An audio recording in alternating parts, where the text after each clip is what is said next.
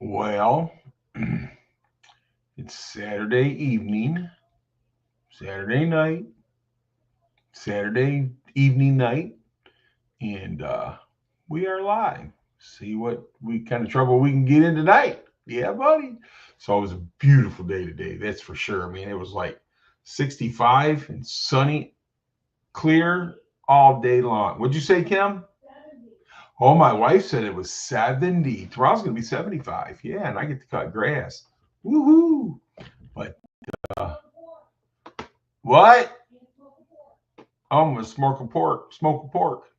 Hey, buddy, what's going on there, Barbecue Mike? I hope you're having a wonderful evening because I know you're driving or maybe hanging on the side of the road for rest. I don't know. But hey, welcome aboard, buddy. Yeah, buddy. It's a beautiful, beautiful day. So let's see what we got. Let's see who we can kind of drag in here tonight. I'm live, and I guess people will join us later. Let's see where we're at here. Mr. Mach 1. Oh, ew, ew. Let's see. Go here. All right, already got that thing marked off. Won't be home until Monday. Well, hey, at least you got something going on, man. You're making some money. Money, money, money, money. Okay, here we go. See if that works. Well, we have three people. We got Barbecue Mike, me, and oh, now we got four people. Woohoo! Yeah, buddy. Yep. It's all fun and games. So somebody gets hurt, then it's hilarious.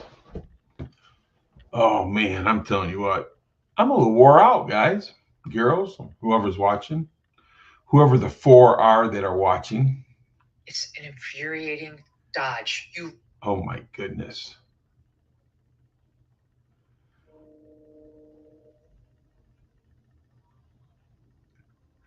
Yeah, buddy.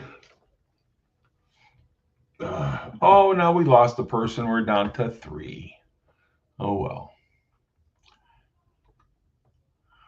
4,519 miles.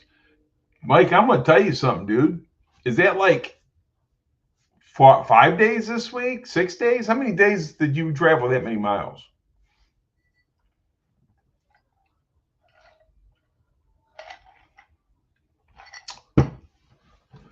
Hey, what's going on there, Chad?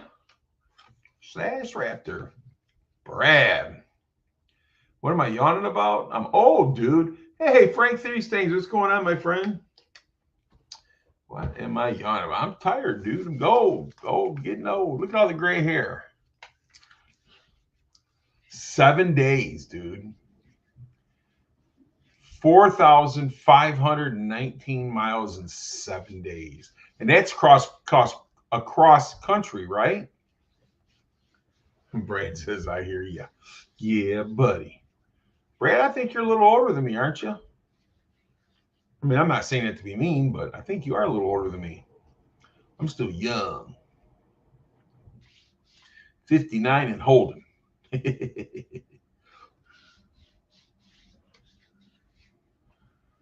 59 and holding.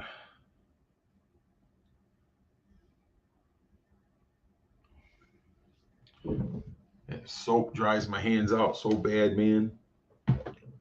Yes, it does.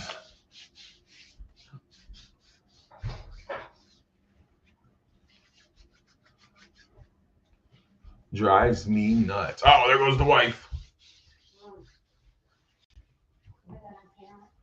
I'm 59, buddy. 59 years old.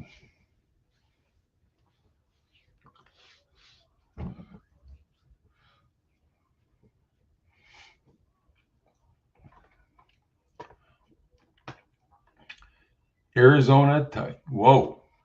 Arizona to California and back to Michigan. So how far is Arizona from California? Well, I got you by a couple years, Brad, but I thought you was older than me, buddy. I'm sorry. I apologize for that. Not. Oh man, yeah, we went to the car show today. I think that's probably going to be my last one for the year.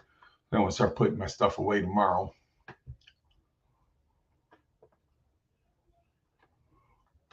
Chad, I don't want to hear your jaw. Slash Raptor 93, buddy. 500 miles roughly. Man, that's a rough way to go, brother. That's a long way to go, man. I'll be honest with you, I'm ready for bed. My wife took me out too long. She kept me out too long today. I got some fresh air.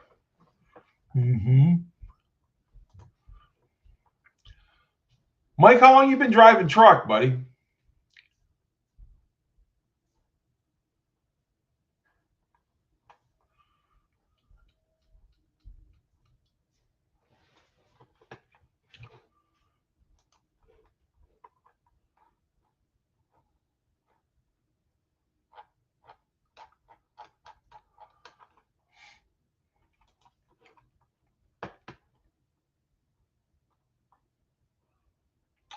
You're going to look at some cars you're staying. Everybody says hello, Kim.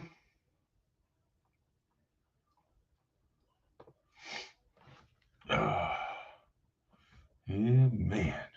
I don't know what I did to my finger, man, but I'm thinking I broke it at the knuckle. Or did something to it, because, man, that thing sure does hurt. 16 years. That's a good amount of time to be driving a truck. Yes. Damn, I'll be at diesel 27 years or next January. January the 12th, I'll be at diesel 27 years. And on top of that, we got 20 years or whatever. We owned Lee's for 40 years. Man, imagine that, dude. 40 years. So I've been part of that junkyard for 40 years. And I worked at diesel for almost 27 years. I'm not that old, man. Frank, I'll tell you, I think I'm getting ready to do some wiring on it. Here's the coil. I got the MSD and the wiring box, got the wiring and everything. I was kind of taking that out today and looking at that. I do have the dash and, well, Brad, you ain't no spring chicken, buddy. But anyhow, I did put the dash in. I still got to put the gauges and all that stuff in it too. But so I'm getting ready to hook up the ignition before I finish the wiring for the body and, the controls, your taillights, your blinkers, and, all that good stuff, headlights. But I haven't worked on it in the last month because just ain't had time.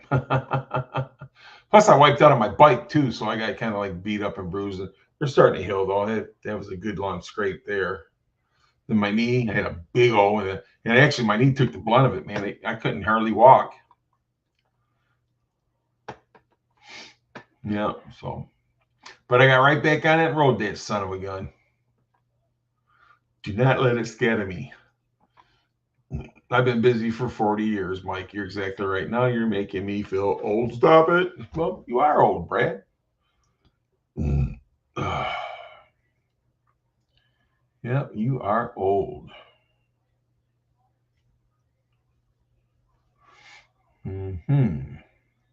So, be honest with you, Frank, I'm hoping to fire that Fairmont up before Christmas. But we'll see. We'll see what happens, how busy I am. Because we still have 2 contracts to do and finish. So, we'll see what happens.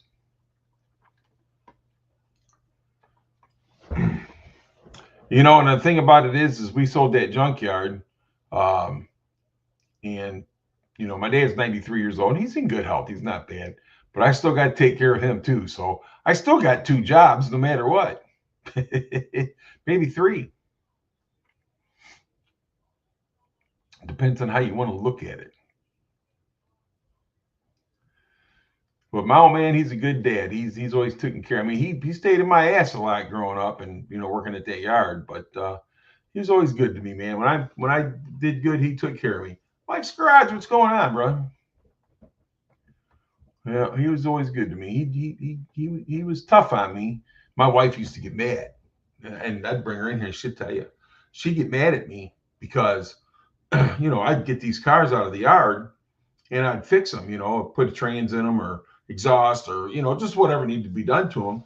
And then I would drive these cars, those slap the old dealer plate on them, and drive these cars. Well, people was buying them, you know, so I'd sell the cars.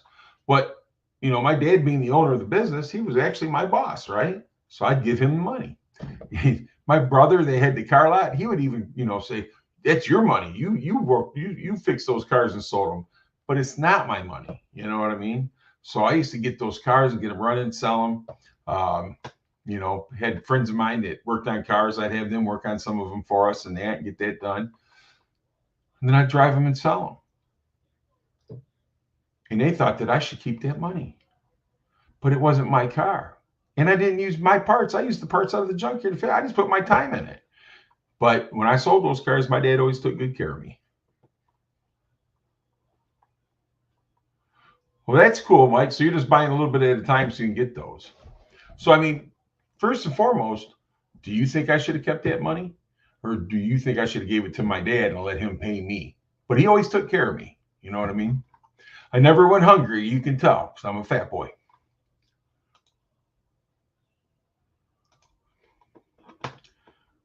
Yeah, Mike, that'd be cool, dude. I can't wait to see you get that block and do something with it. It would be so cool, man. All right. Let's do this. Is there anybody who wants to come up here? I shouldn't be yawning like that. You guys be falling asleep on me.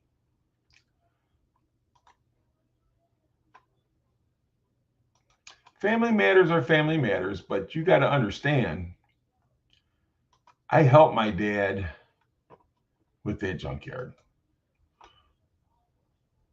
pretty much my whole life. You know what I'm saying?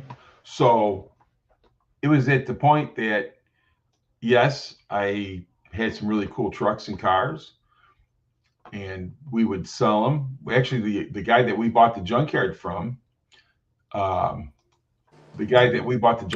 he always come back and bought cars. We would knock it off the payment.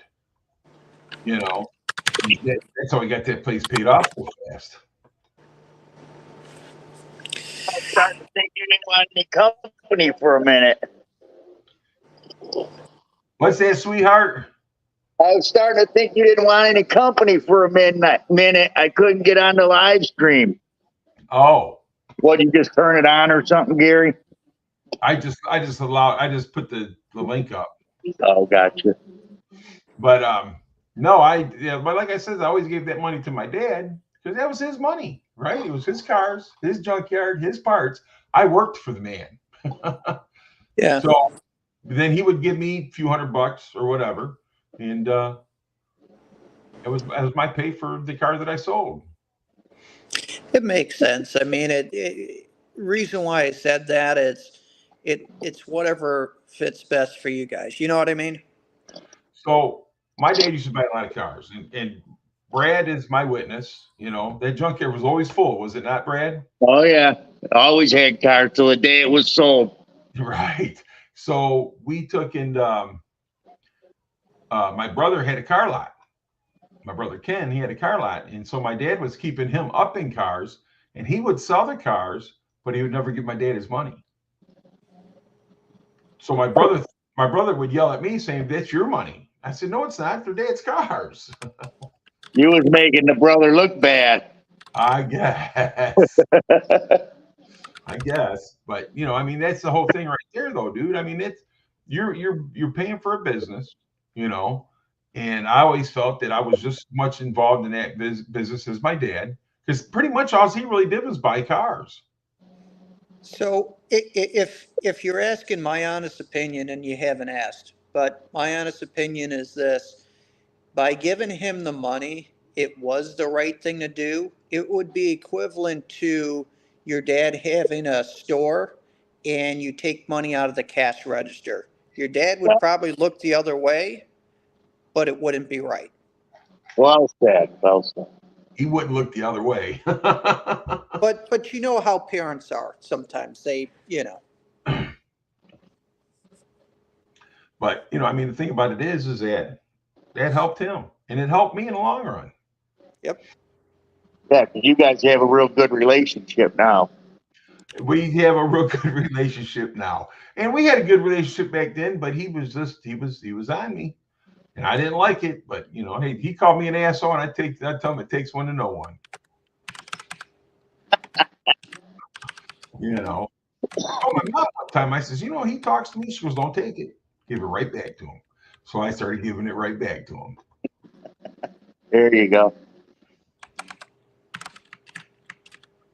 And we got here. I said it before. Your dad didn't fuck around. He was a stern businessman, and so I'm sure that's how he was his whole life. Yep, you're right. What's going on there, Barbecue Mike? Oh, not much. Just driving through Texas. Oh boy.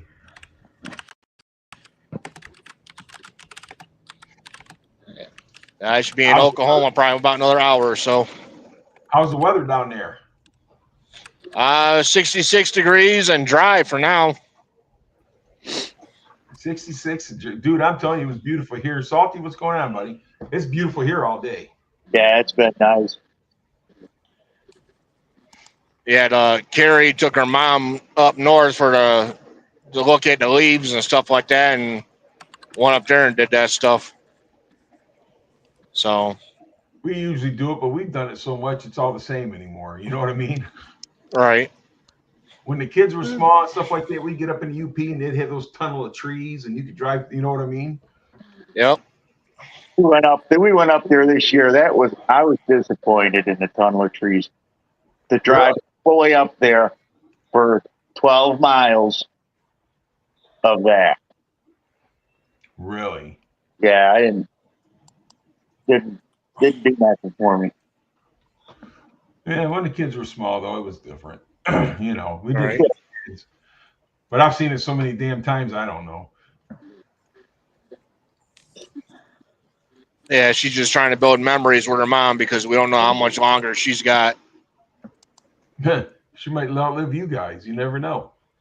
Nah, I doubt that. Question for you, Bad Brad. So you had mentioned that the lot was always full. Do you live where Gary's at, or how'd you guys meet? Yeah, I used to live right by Gary. Now I'm down in Adrian. I'm about 50 miles south of Gary. Okay, so you guys were friends in person. Oh yeah, we used to beat people up together and stuff. There you go. Brandon and I's known each other for a very long time.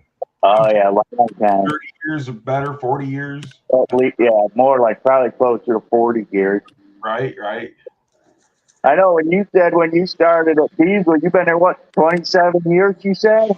27 years in January, I'll be there, yes. Dude, we were hanging out on Telegraph when you got that job. I remember. Yep. Yeah. Wow. I remember the junkyard days, the Steve Big Wheel days. You got, you know what I'm saying? Way before, right? Oh yeah. Classic car guy. What is going on, my friend? What's up, fellas? Not much. How you doing? Oh man, sitting there playing Warcraft. Not much. Sitting there playing Warcraft. Yeah.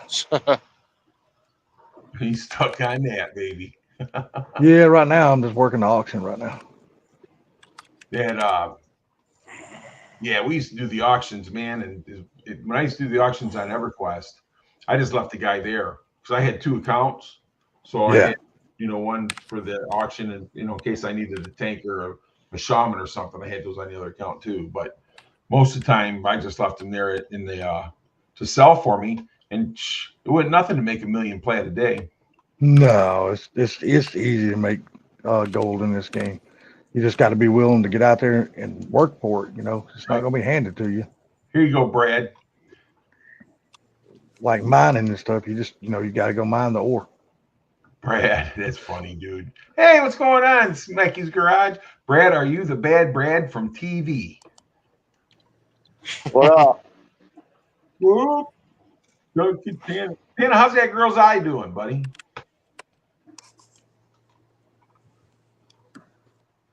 Well, I thank you there, Smaky's Garage. I kind of like that interior. So now that the shop is, not the shop, the yard is all sold, Gary, everything got completed? I'm still waiting on some money because Got my it. dad didn't register the deed correctly, so we're still waiting on that to get done. So you guys are still working on the deed. Okay. Right. So once we get that done, then yes. And plus, I got the house next door that they're buying as well. Oh, wow. Oh, sweet. That's good, right? Yes. What are they going to do? Tear it down and make it yard, or is it zoned residential? So I was talking to him, and he was asking me what my plans were, and I said, my plans are when I retire is to tear that house down and turn that into a office area, and that would open the yard up more. Yeah. And I was going to use that to make a U-turn driveway to pull cars in and out. So I'd had a building gate right there, so they would have pulled them right into the gate. They would have went ahead and we would have filed the parts and the good stuff and the bad stuff about the car, and then the car would be shipped out. Well, he liked that idea, and he is going with it. Oh, so he adopted it, huh? Yes. Who is it, Gary? Someone local to Romulus there? Huh? Who is it? Someone local to Romulus? No, he come out of Detroit. Oh, did he? He come out of Detroit. He says, I just couldn't take it no more because they were stealing me blind. You know, He's in for a treat. I said, well, it ain't much better here. You know? He goes, it can't be half as bad as Detroit. And I said, well, I hope the best for you. Yeah, he might have a good point there. You know, but I mean, If he only knew how many times you had to replace and fix that front door. oh, he knew. We sat down and talked about it because he had to do it after before we sold the place. I told him, you can fix the doors because I ain't fixing them no more. There you go. So you were straight up with him, and he's fine with it. Oh yes, I was definitely straight. I didn't tell him anything. I told him everything that was going on, everything about the cars, the titles, everything. You know, because I don't want nothing coming back on me or my dad. Exactly. It's best to be honest, man. Shady business never turns out good, man. And you know, so if I got to tell you a lie, I got to freaking remember that lie. Yeah, exactly. I ain't got that good of a memory. Shit, no. Back when we was kids, it was easy. Hell, and get older, hell, we can't remember yesterday. Much less remember a damn lie we told. Well, all I know when I was a kid, my famous words was, I didn't do that. Oh, yeah, you ain't lying. I'm not guilty. I didn't do nothing. He'll be fine. He'll have a security system, and he'll be fine. I didn't point no fingers and tell on nobody, but I didn't do it. Well, if anybody would have been pointing any fingers, we'd have got our ass beat when we were younger. You ain't lying. That's exactly what it would have been. Kids didn't play back then, man. And they had no problem handing out ass whoopings either. No, they did not. Whether they were your friends or not. You told on them, hey, we'll be friends after this ass whooping, but I'm going to whoop your ass first. But you know what, though? Right there, though. And Brad, how many times have you seen these guys over there in Norway? They get drunk, beat the shit out of one another. Next thing you know, they're buying each other beers. Yep. Yeah. It ain't like that no more, dude. These guys are going to get their brothers or cousins, their guns or knives, you know. Well, Yeah, these damn people now, they just out for blood these days. They don't give two shits anymore. You know. Just good old friendly fights just don't exist now. No, they do not. And plus, I heard. Hopefully my Bluetooth won't die on y'all. Hell, it's been on my desk all day off charge. So let's see how long it lasts. The house. Look at you, buddy.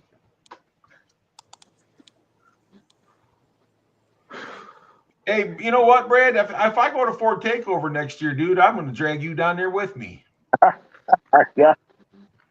You should. I Where's think that? you would enjoy it. Where's that? Tennessee? Jackson, Yep. Jackson, Tennessee. How Yep. long do you, how long do you guys go for? What's it, a weekend or a week? Well, it's like a weekend. Weekend. We go Yeah, down. usually go down on what, Thursday and come back on Sunday or something like that. Depends on everything Yeah. lined up. But we'd go down there Wednesday and come back Sunday, Oh, that's not bad. or Thursday or come back Sunday. One of the two. I'm telling you, dude, you'd fit right in with these guys. Let me Hey, know. you being a Ford man, you would be in heaven down there. Yep. Because if it ain't a Ford, you have to park somewhere else because they don't allow you to come through certain parts of the gate. No, somebody try to come in there last year, and we pop open the hood, and they had an LS engine. They were asked to leave. Mhm. Oh, really? Was Yes, that sir. was that That is last? the kind of people. I think it was last year. Yeah, the guy that put that thing together and runs it is Caleb. He's got a channel called Foxcast Media. Got a YouTube channel, and it's called Ford Takeover. I mean, it's got to be a Ford with a Ford engine. If it ain't got a Ford Yep. engine, he don't let your ass in. Good. Anna, what's going on, brother? What's happening? So we're gonna say a prayer for that girl, dude, because I know that's got to be pain, man. Yeah, she's got it rough right now, man. Who's that? This Second is eye surgery. 88 Katana 600. Oh, is that who's on the panel now? Yeah. Yeah. Oh, what's up, man? She Sorry, my phone is way the hell over there on the desk. I mean, on this table. I'm over here by my truck. So. Anything Ford power. You got that right, fat boy. That's what I got going Yep. on right now. Trying to get this thing wrapped up so I can get it the hell out of my garage. Would you do a complete paint job on it or just spot it in? No, rocker panels. Yeah. Trying to do that and take care of the girlfriend at the same time. It's not that easy. Uh-oh. I get Better it. not, brother. better not have no sand and dust on your hands. Yeah, right. Well, No sanding dust, just a bunch of air. she had eye surgery, dude. She had eye surgery in both her eyes. No joke, man. Yeah. Well, Damn. just the left eye this time, but she's Was had it- her both eyes done before. Was it cataracts or something?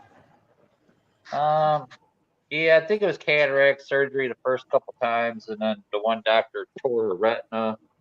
Oh, Lord. And Ugh. that's the problem. Oh, that Mm. looks like a son of a bitch. Yeah, she said this is number 15 for her surgeries on her eyes. So. Number 15. Holy shit. Jeez. Wow. And she's lucky to be able to be even seen, to still be able to see after that many surgeries. Matt, are you actually working, doing a business out of your barn now, or what's going on? How you doing that now? No, this is just a buddy's truck of mine that I'm doing for him. So. Okay, because I figured since you know I got that nice garage and stuff, you'd be pumping people's cars out of there. And I'm trying to get Nicor Gas to get back out here because they have my meter set up as commercial, and I'm not paying $60 a month just to have my meter out here. Right. Okay. Trying to get that figured out. Hey guys, I'll be right back. All right, Mike. How long you been doing body work, Matt? Like 1990, 1991. Damn, you're Oh, good Lord. You've been doing it a long time. you're as old 30-something as I years. am, dude. Yeah, you're as old as I am. You Yeah. think I'd be better at it by now? Oh, you're good. You're good. I see some of your work, man. You're real good. Man, I tell you the problem we run into around here, man. You can't find nobody that will actually paint your car no more. All they want to do is insurance claim work. That's the way all the body shops are around here. I don't mind painting them. I don't care for doing this rust removal and welding and all that crap. Comes with the job, I guess. Well, that's usually what it's about, right? You've been hustling that for a long time, though. Yeah. Yeah, I just wanted to jump on real quick and say, hey, let you guys know what was up with your girlfriend and all that good stuff. Well, we Glad you did, man. and we're going to keep her in our prayers, dude. Hope she feels better. Yeah. Yes, sir, for appreciate it. sure. Hopefully she'll get better. Yeah. I lost a cousin on Wednesday. You did. Well, I'm sorry to hear that. Yeah, we didn't even know nothing about it, man. Hey, Sorry to hear that. we all talked to him about a week ago. He just seemed perfectly fine, and then come Wednesday, his girlfriend woke up and called everybody. And told him she woke up and found him dead in the bed. Wow, it must, dude. I don't know. Awesome musician, man. Awesome musician. He just one of those guys that was so good and he never got his big break. He was so damn talented, man. We had people from work, dude. They retired and died on their way home. Yeah. Oh my God. Damn. My brother used to work at this company called Low Temp, and he was working his last day of retirement at his job. And it was the end of the day, and he was walking to the time clock to punch out to go home and start retirement. He died of a heart attack right before he got to the damn time clock. Well, that's exactly what happened to a friend of mine. He retired. They went and had cake and everything, and he walked out of there to go punch off for last time and got to the point clock, and that was it. That's horrible. Yeah, it is. Horrible, man. Can you imagine the overtime though? Yeah. I know. I hate to make a joke or nothing, It's but fucked you know, up. I know. I'm just trying to put a smile on everybody's face. That's all I'm trying to do. That's wow. I know. I hate to say it like that. Brad, I think of the blue collar TV to where he says the joke is his Lord. I apologize. I apologize. Yeah, I know. I was bad, but you know, it just kind of popped out. All right, guys, I'm gonna jump off here so we can get back to cutting and welding this thing in. So, all right, brother. Well, we'll talk to you soon. Take it easy, man. thanks for the prayers for the girl. Yeah, wish your girl all the best, man. Oh, anytime, brother. Thank you, guys, man. I appreciate it. We appreciate you. Take it easy. All right. See you guys. Peace. Yeah, Gary, that'd be cool if you could take Brad down there. You'd have old homie with you down there. Be like old times. I think it's a good idea because my grandson, I love him. Don't you know what I'm saying? But yeah, I'm not a babysitter. Shit, I hear that. I've been trying to get down to. We almost came down to Alabama so I could meet Bama. See, Oh, really? we tried to Yeah, get him. we were gonna come. Drag strip, is it? Yeah, I think that's the one that's close to his house. It's like right down the damn street, I think. Down by Huntsville, I think it was. Yeah, I think so. Yeah, there's a big money race down there, and we can't get Matt to go. Really? I told him I told him the pit crew, we pay our own way in and everything. He still won't go. Shit, there's a big money race happened today. Was there? Yeah, dig or die happened today. So This is a gasser reunion or something. Oh yeah, this was a backside no prep. Yeah. Well, shit, I told Matt, them guys, they had a post on Facebook and they were talking about trying to get a bunch of 5-second cars. I told Matt, I said, fuck, we got them beat. If they're worried about getting 5-second cars, we're a shoe-in to bring the money back to Michigan. Oh, yeah. Dude, it's different down there. Those guys down there are a little different. Yeah. Oh yeah. Oh yeah. Like I said, I mean, it was a 64 car invitational field, and they were paying out 30,000 to the winner. That was a big pot there. Fuck yeah. That's a hell of a payday for somebody running on small tires. Hell yeah. Yeah, we'd probably go for that. The guy across the street from me, he's got a SN95, and it's got a big black Chevy in it. And he goes, man, I was running that car. He goes, I tuned it down a little bit, because I wanted to run a no prep. And he tuned it down. He goes, and we was running, I think he said 561 or something like that. Oh, that's usually right there where everybody, the fast boys are running. So he was running at 5. He goes, I made 5 hits. And he goes, I pulled a 561. He goes, in the 6th hit, he goes, I threw a rod. I said, Oh Lord. that's usually what happens. The time when they start running really good, that's when the time they're getting ready to blow up.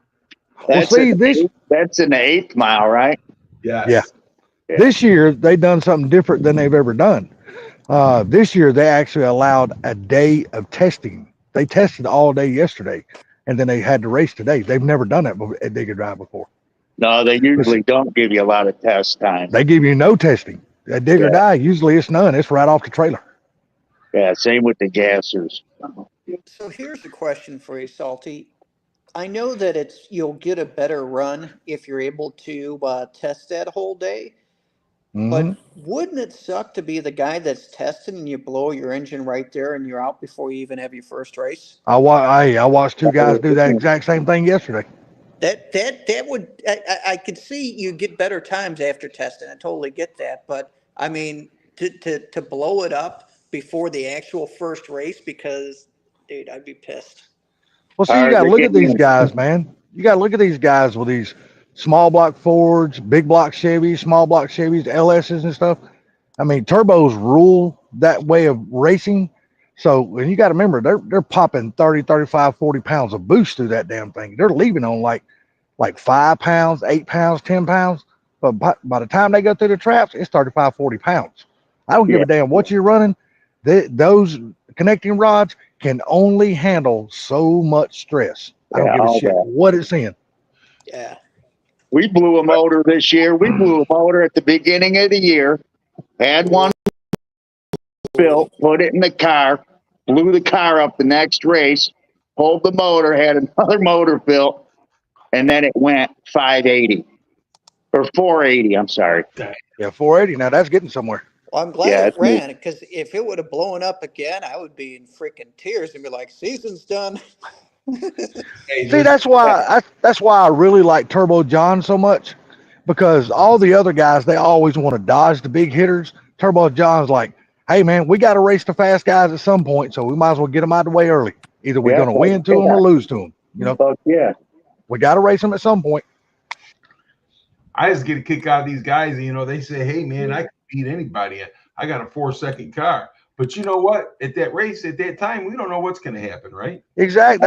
And you know what? That's why I like no prep so much, because it's not the car, it's the track that's the equalizer, because it's no prep.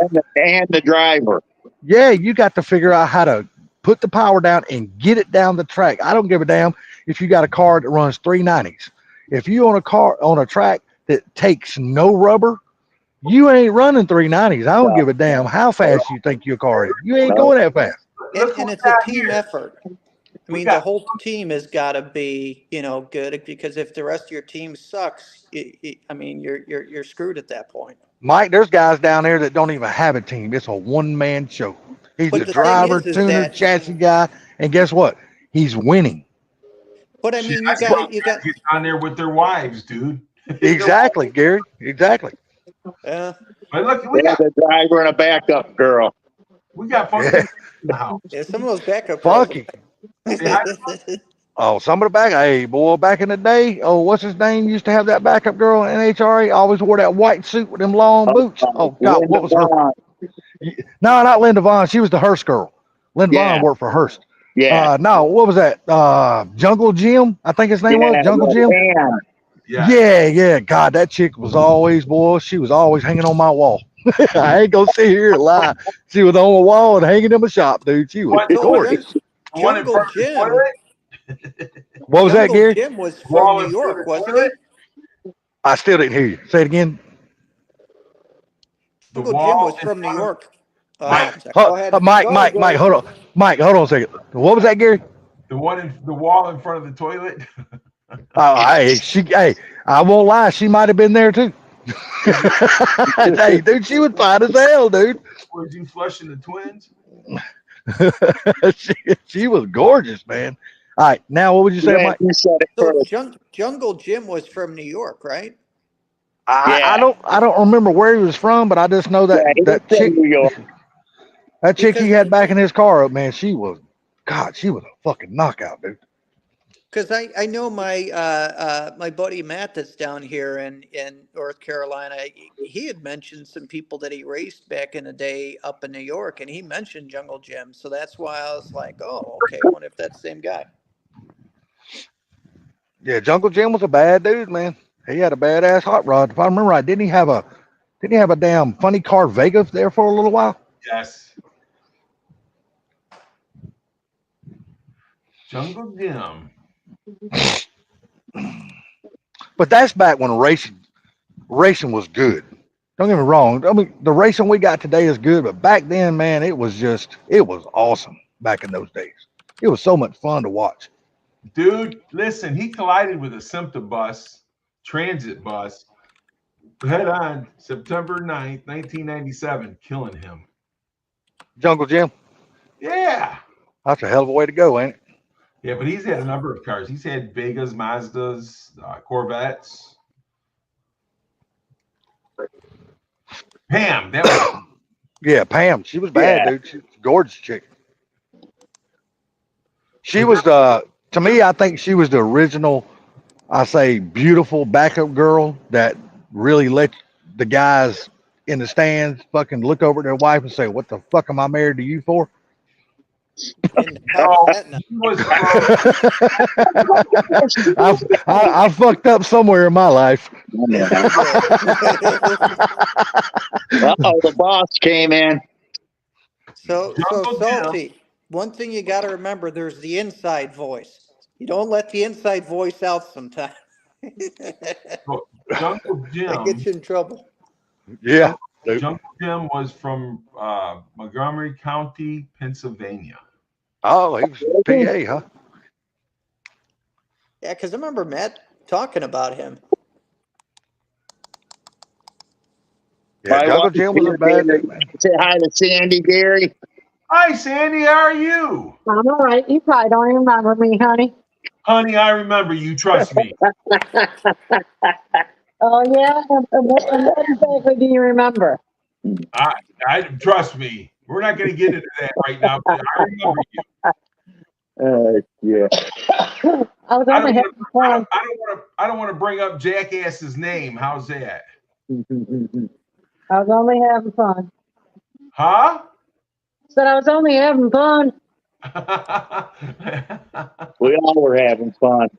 Oh hell, she got rid of him quick though. I have to say that. Oh, who's that, Greg? No. Oh, Fantastic. oh yeah. Childless John? Yeah, I think so. John was John. Yeah, John was definitely John. He was, My question is to you, do you remember me? yeah, sometimes. Well, my question is, do you think you traded up or down? Oh, she traded up. Oh no, I was wanting her to answer it. Oh, Of course I traded up. My husband loves me. I'll go in the house for a minute so she can answer honestly. There you go.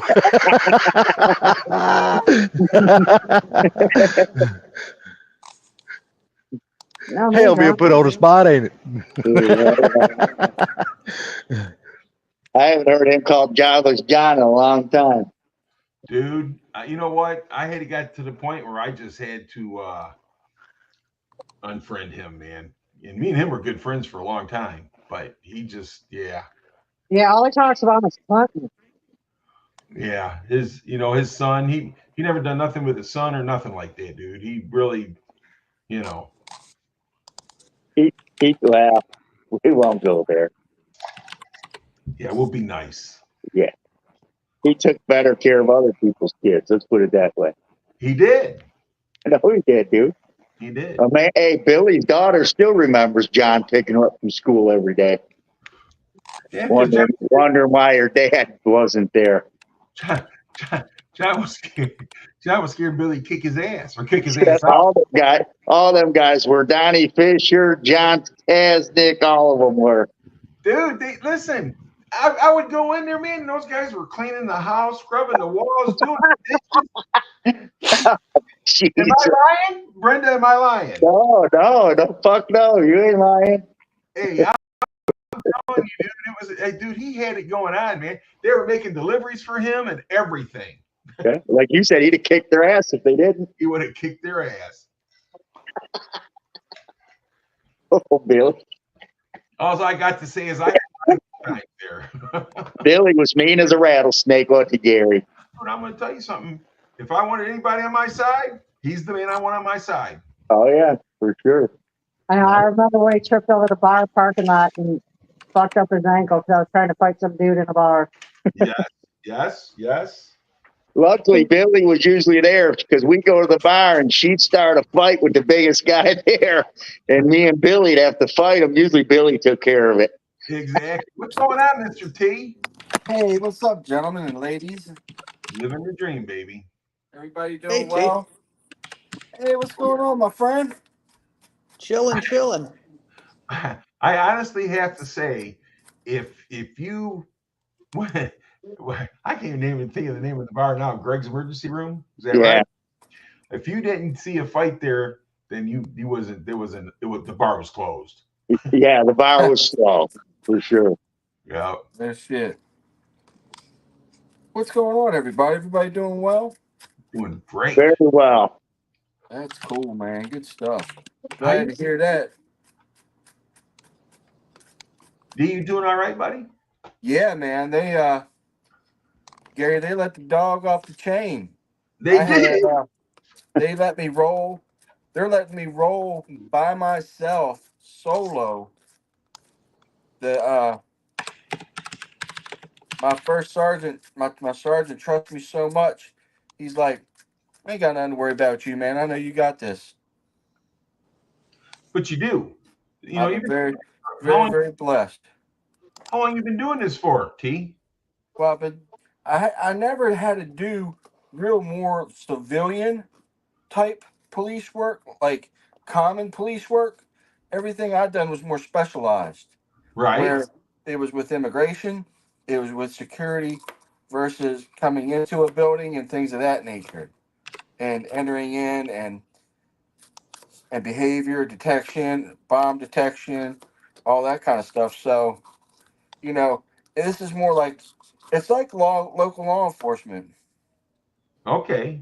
Yeah, I pulled over somebody today because they looked like Mike's garage.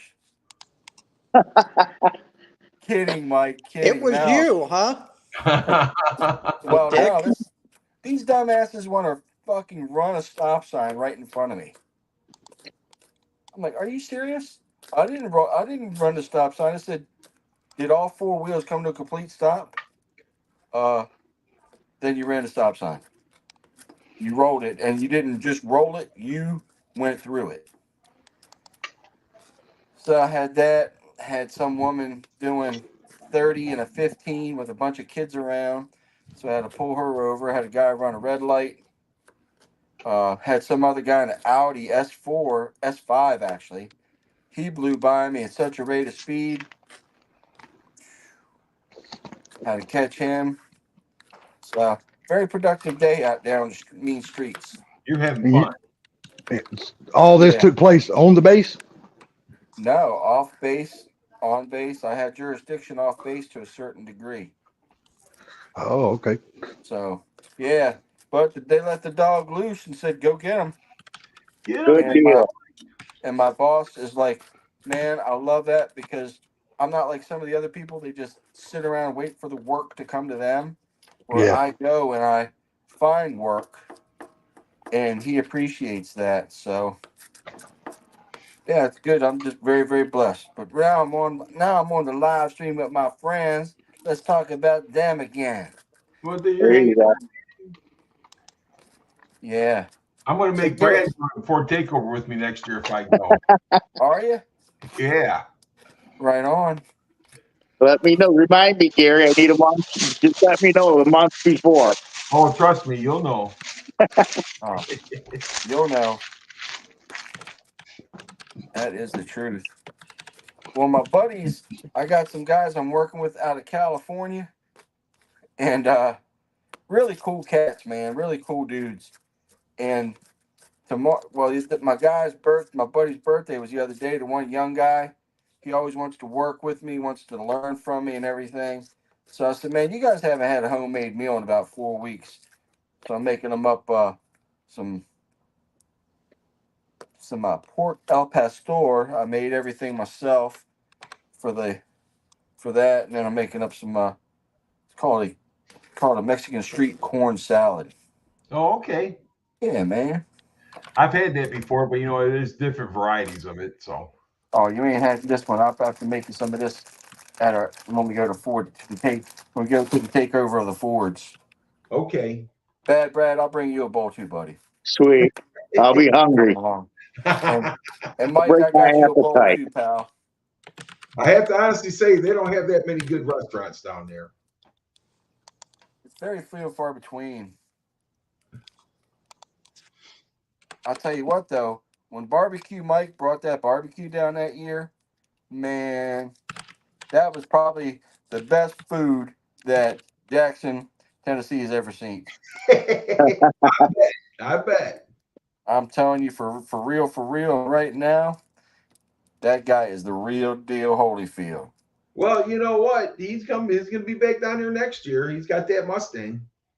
Yeah, he's gonna be back down there, but I'm sure he ain't trying to hump a couple 100 pounds of meat like he did that one year. He got him and Funky drove that car down last year. They almost had to pull on the side of the road to fix it, but they made it home safely. That was the main thing. He's got it all fixed up now, so he's ready to rock and roll next year. The Funkmeister. Yes, sir. Yeah. My friend Funky. That old funky monkey. Yeah, buddy. Yeah. So Gary, what car show did you go to today, sir? There was a car show at Big Boys at Newburgh Road and 6 Mile. Okay. So we went out there and we spent a few hours out there with some friends and some cool cars. We thought there'd be more cars out there, but I'll be honest with you, I think I'm done with the car shows the rest of this year. You hit a bunch, Gary. Is it very thin? Huh? Things thinning out? Yeah, it's time to start working on the Fairmont again. And, I got this 175 Enduro that I got from my brother after he passed away. I'm going to start working on that again. And what is it, an IT 175 Yamaha? No, it's not an IT. It's an Enduro. It's a DT. That's right. I forgot you got that bike. Yep, it's a DT 175. Ah, so it's a Yamaha. Yes. Yeah, because they had the IT, which is more of the Enduro, and then I think the DT was a dual sport. Yeah, I had the 490 IT. That was a bad motherfucker, man. Man, you a bad kid. You got balls big as fucking coconuts, bro. Yeah, that was a bad boy, dude. That bike, them 490s and those CR 500s, yeah, man, those are wicked. Yeah, just like the Suzuki LT 500. That was a bad machine too. Look, I mean, I've ridden modified 252 strokes, and that son of a bitch hits harder than somebody's sister I know. Yeah, they're bad. I got to tell you, man, I had that Quadzilla.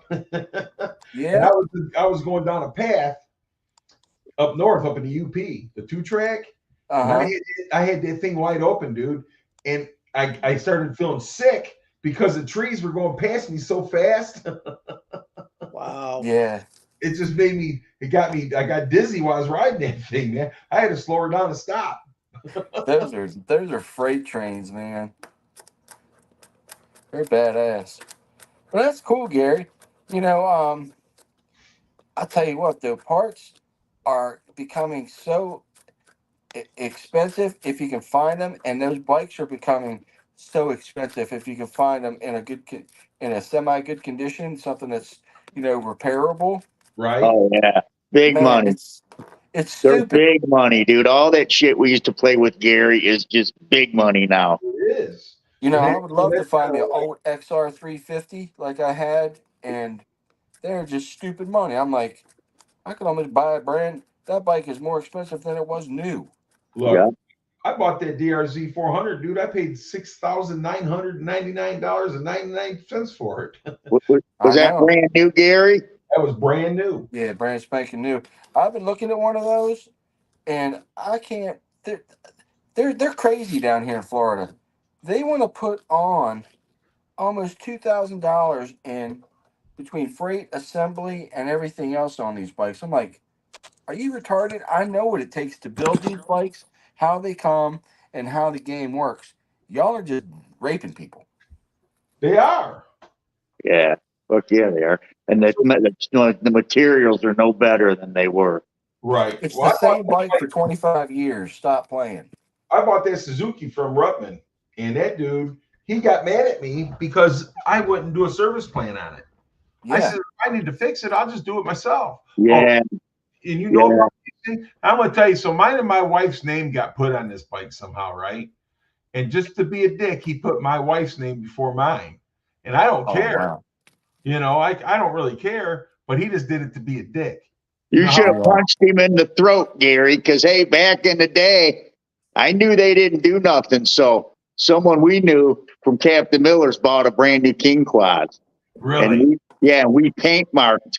He got the extra warranty, and I paint marked all the nuts and bolts because they're supposed to go over everything. Right. Hey, the None only of them were fucking touched. thing they did, dude, was an oil change. They didn't touch another nut and bolt. Oh, So yes. that's a big scam. And they wanted to charge me $350 for a battery warranty. I said, bro, a battery's is about $80. Yeah, And it takes about exactly. 20 minutes to change out start to finish. But this is the kind of shit that they were pulling down there. And I just told him, I said, you know, best thing to do is give my check back, man. And I'll just go on out of here. I can go somewhere else and pick up the bike for the same price. Oh, we lost money. We made $15 on that bike. I says, you think I give a shit? If you got a problem with that, you need to talk to your salesperson.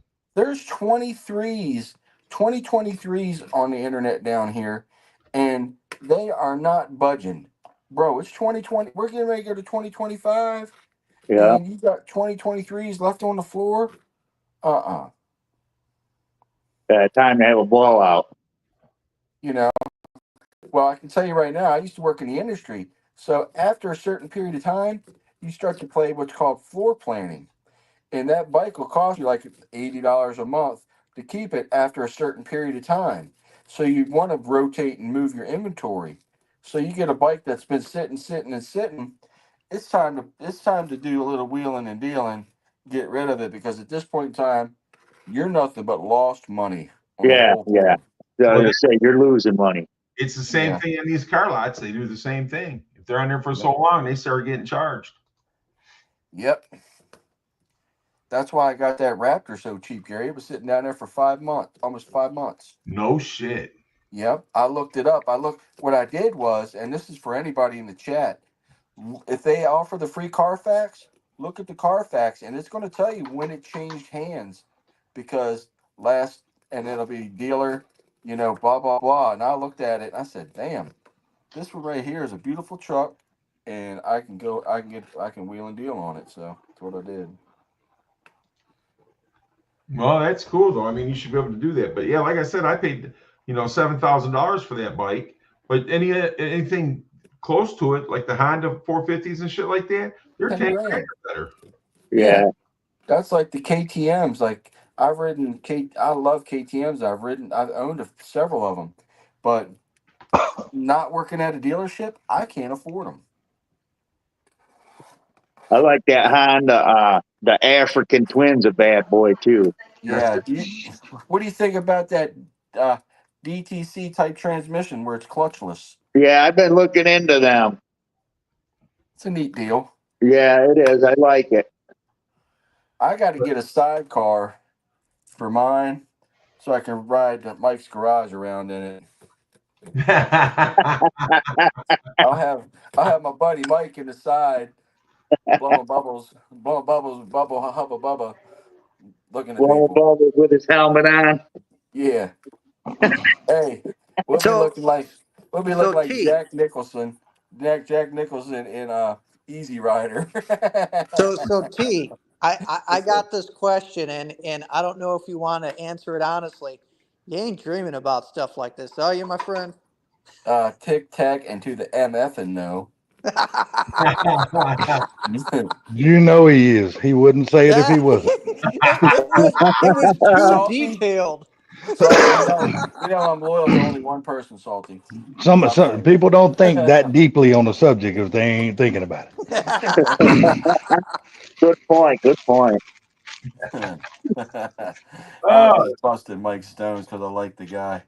Guys, I'm gonna run here and get a drink. I'll be right back. Yeah, All go get a right. drink. Everybody should believe in something. I believe I have another drink. Damn, it's 8:26. I can't drink. You got to work tomorrow, buddy? Yeah. 8 Yeah, hours I need to flick the before work. TV on, man. I need to check the damn score on the damn Georgia Texas game. Oh yeah, my neighbor here, she had a Georgia Texas shirt on. Her husband likes Texas. She's from Georgia, Cummings, Georgia. Is that sound familiar? Yeah, that's yeah. I know where Cummings is at. Yeah. So, yes, sir. But I'm not a big Longhorns fan. I used to live down near there. I'm not a hook 'em horns. I'm more of a gig 'em guy. I always love Texas A&M and Roll Tide Roll. Well, I hope Georgia's able to pull off the win because Texas is the #1 ranked team in the country. They're badass, yeah. Hey, how about that? They how ain't about played that- no damn body. They ain't How played about that nobody this. question? How about the South Carolina game today? They blew OU out. They did because we blew damn Clemson out. What was that, Salty? You blew a guy? Nah, Georgia beat the shit out of Clemson.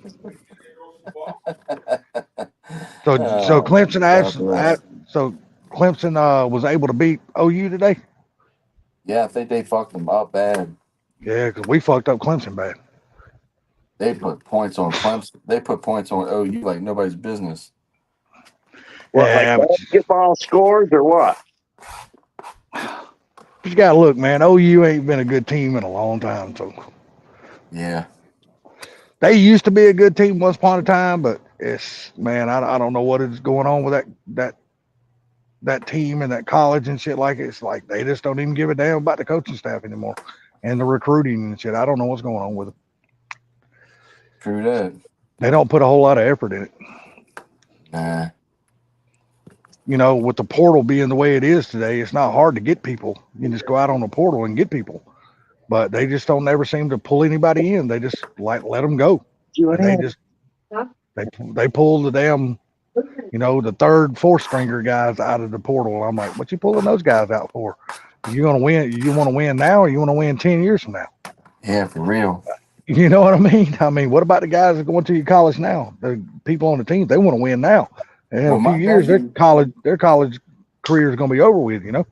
Well, my nephew played college ball out in West Virginia, and he almost the third year in, he said, "Screw this! I'm tired of being a tackle dummy."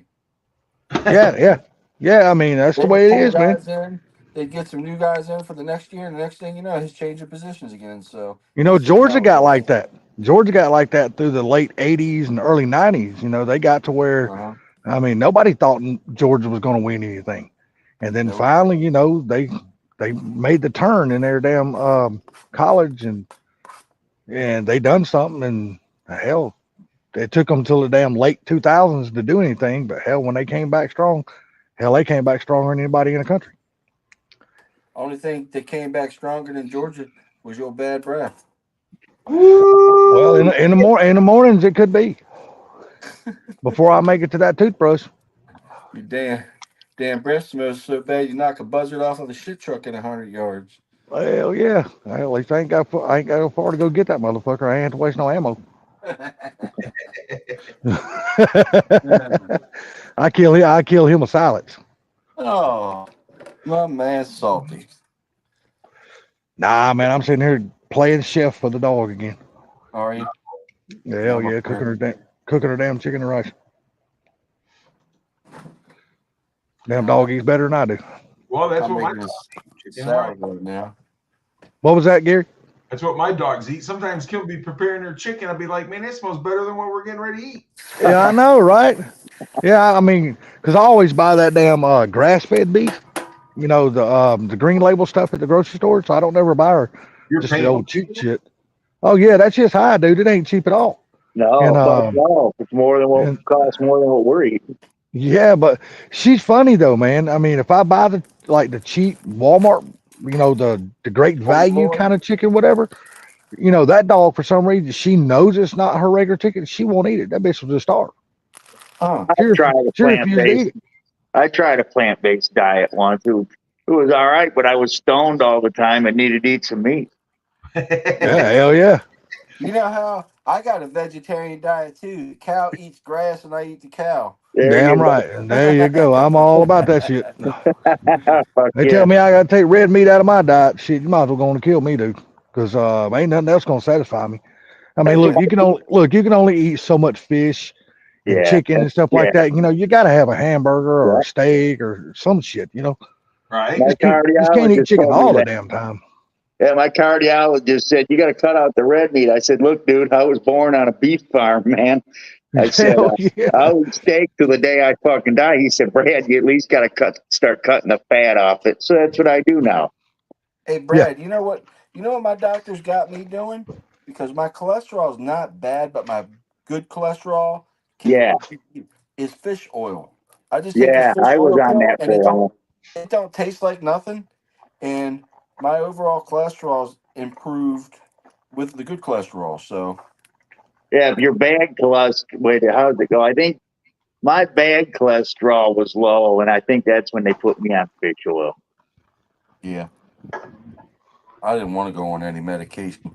So I had a my doctor in Phoenix. She was like proactive. Before she puts you on something, let's try this. She wasn't like one of these hippie doctors, but man, she was good. Knew what she was talking about and helped me out a lot. So Yeah, I was gonna say that's good that she was trying other stuff first. yeah, that's the way this Yeah. place. The worst That's the thing, way this though, place man, works. is when they change your damn blood pressure medicine 15,000 times when they finally get it regulated. Yep. Yeah, my Because I'm well, telling mine you, says one bad blood pressure pill that don't agree with your body, man, you'll feel like shit. Good God. well, you know, I'll tell you what. Ever since I got that vaccine shot, because I had to get it, I didn't want it. I had to get it because I got fired. My blood pressure will spike up real high, and then it drops within a couple minutes. Mm. She said, "Ted, you are not the first one." She goes, "How in the hell do you regulate your blood pressure like you just did?" So I don't know, Brittany. Well, Yeah. my question is, you guys eat a lot of salt? I do not, Gary. I don't take salt. I don't eat salt at all no more. I don't like I salt rarely put either. salt on anything. No. The only salt I eat comes on the potato chips when I buy them. And Other than that, I don't eat. I don't put no salt on my food when I cook it. I don't eat None. potato chips either. But the Oh, thing see, I'm a is, potato chip eating motherfucker. I love potato chips. yeah, you well, there's, you know, your body needs salt. You know it what I'm does. saying? But people freaking the lunch meats and stuff like that, they're so full of Yeah. salt, especially soups. Yeah, soups have a lot of salt. Well, Yeah, Salty's people. favorite soup, cream of some young guys, is real full of salt. That's salty. Salty. Salt. I heard that stuff's real salty. Yeah, T would know because it makes his throat numb every time. So. You're the one who loves that throat yogurt. Throat yogurt. Nah, man, that's a lot. I mean, it's bad for me though because I've done got to the point now when I go to the grocery store, I can't read the damn writing on the cans anymore because my eyes done got so bad. So I can't tell. I have to do the research at home on how much sodium and stuff is like that in stuff before I buy it, and then pick it out once I get to the store. It sucks, but I mean, hey, you got to improvise. You got to do what you got My to do. wife's yelling, "Take a fucking picture." Well, I mean, yeah, I would, but I don't want to be that one person in line holding up the whole goddamn grocery store because I've been there and done that, and that's just aggravating. I've been behind them people, and it's just aggravating as hell. Especially if you get behind somebody that's a coupon person. Oh my God, that pisses me off so bad. I got to write a check for 98 cents. Yeah, I just want to pay my shit and go. I don't want to sit here while you go through your damn book of coupons to save yourself $1.40. That's like buying lottery somewhere. There should be its own fucking register for that. You ain't lying. God, I hate that shit. I agree. Down here, dude, I mean, these guys, they'll step in line. Oh, I want to play my numbers. Next thing you know, the damn machine is still running for 15 minutes. Right. Yeah. Oh, no, I want 402 box. 402 box. Yeah, let me get it straight box. Let me get it this. Let me get it. I'm like, come on, man, really? Like, motherfucker, I just want to pay for my gas. Yeah, I just want to give me a pack of cigarettes, a Coke, and gas, and I get the fuck out of your way. You can buy a lot of tickets you want. Yeah. Yeah.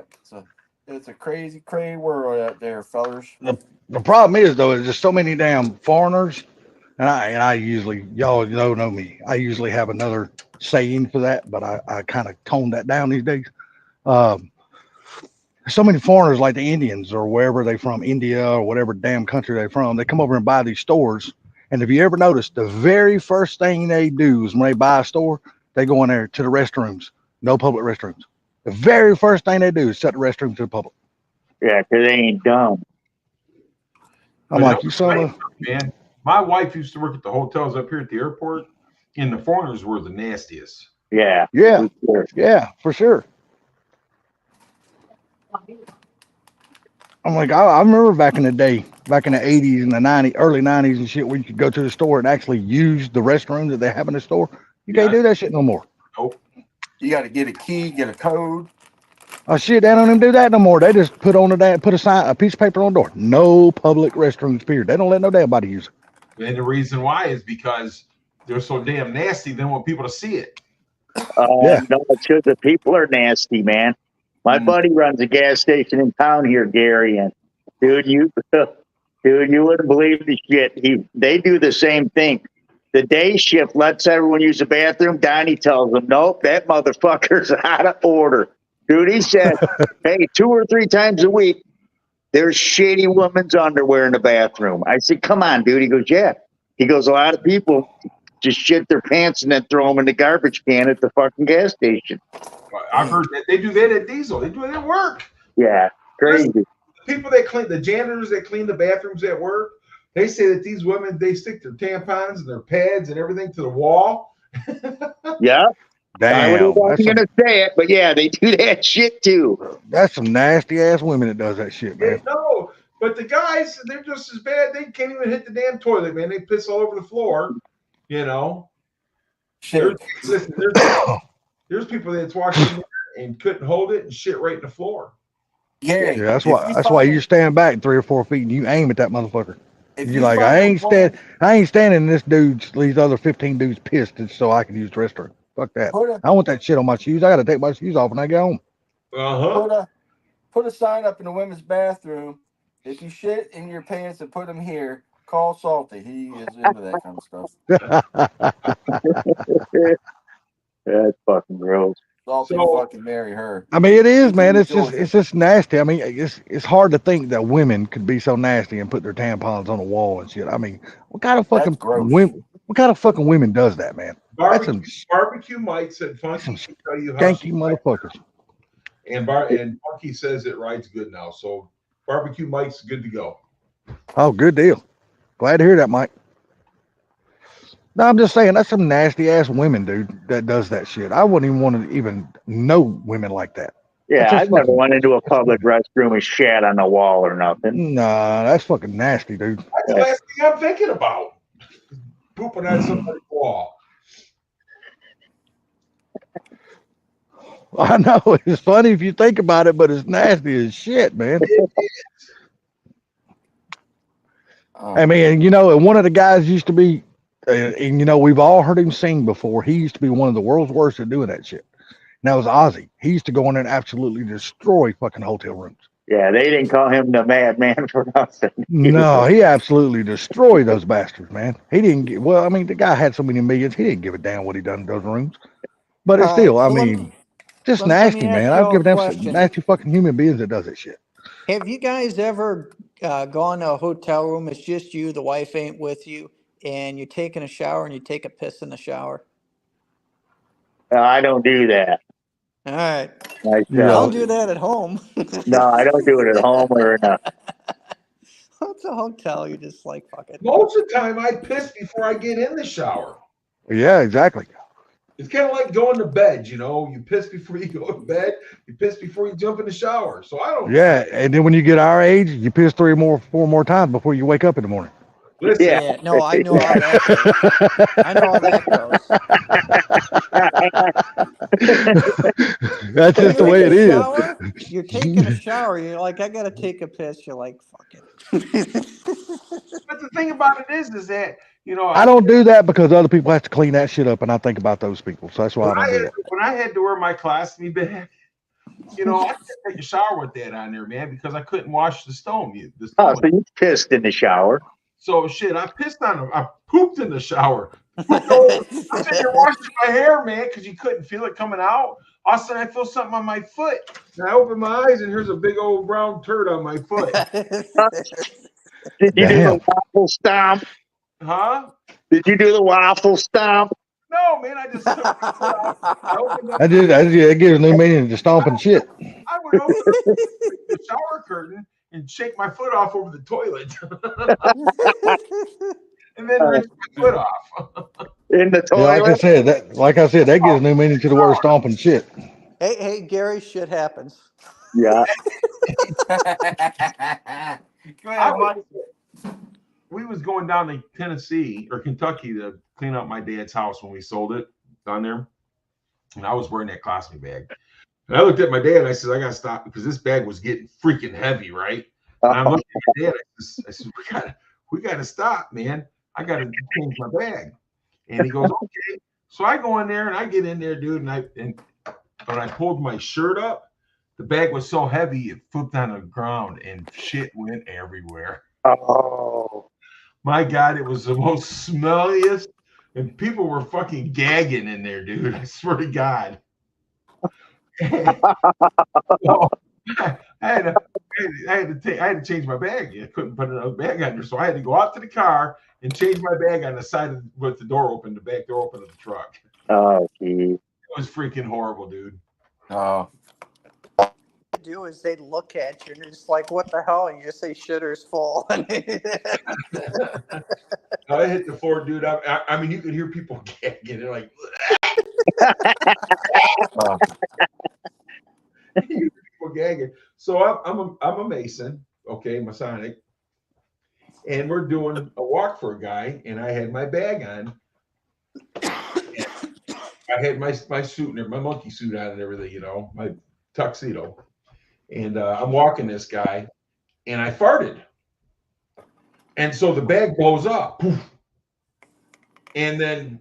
Well, you thought you farted anyway. No, I did fart. So is when, and the bag just kind of blows up. So it puffed my suit out. Oh, Jesus. So I walked right there, we get this guy done, and somebody had grabbed me, and they walked me back in the room, and they said, hey, Gary, are you okay? And I said, why? He goes, man, I just seen that your whole side just puff out. I said, I farted. You did what? So I pulled it up and I burped it. And he was like, what? Oh, fuck. He was running out. Dude, I'm telling you, that fucker had no filter at all. He's like, what? Oh, Jesus. He went out of the room, man. Well, there's a valve on the bag. You can burp it. Yes. Oh no. Yes, it's just it's what you do, kind of crack it open a little bit, and that because if you don't, it'll stay blowed up. Yeah. Well, my granddad, he had a catheter for the last year. I took care of him, and he was not able to change the bag, drain the bag, or anything like that. I'd have to rush home, and that bag be full to the. I mean, that thing felt like it was going to pop in your hand. Oh Man. no. Yeah. I was very blessed though and thankful to God that I was able to take care of him for so long. Yeah, spend extra time with him. But like I said, I can tell you some stories, man, and you guys would freaking die laughing. More bag stories. I'm telling you, dude, you burped this thing and it would smell like freaking a sewer hole. It was horrible. I bet. Well, I could have had fun with that. I'd have been burping it in gas stations and shit. Oh no, I did. We was walking through the grocery store, and this lady looked at me and gave me the most dirtiest look. Oh. The farts were silent, and I couldn't hear when they were coming because they just came. But deadly. And they were, but I'm telling you, they smelled bad. These people would be like That dude, the best one was that guy. He's like, "Are you all right?" We go back there and go, "Yeah, I just farted and I burped that thing." And he's like, Here, I saved it for you. Yeah, I've been to say that's when you can fart and save it for a friend. "Exactly." That's great. But yeah, no. But I've pooped on my foot more than once in the shower. Huh. But hey, what's going on, Mr. Blitzcraig? You know what's really weird though? After I had that surgery and they reconnected my butthole,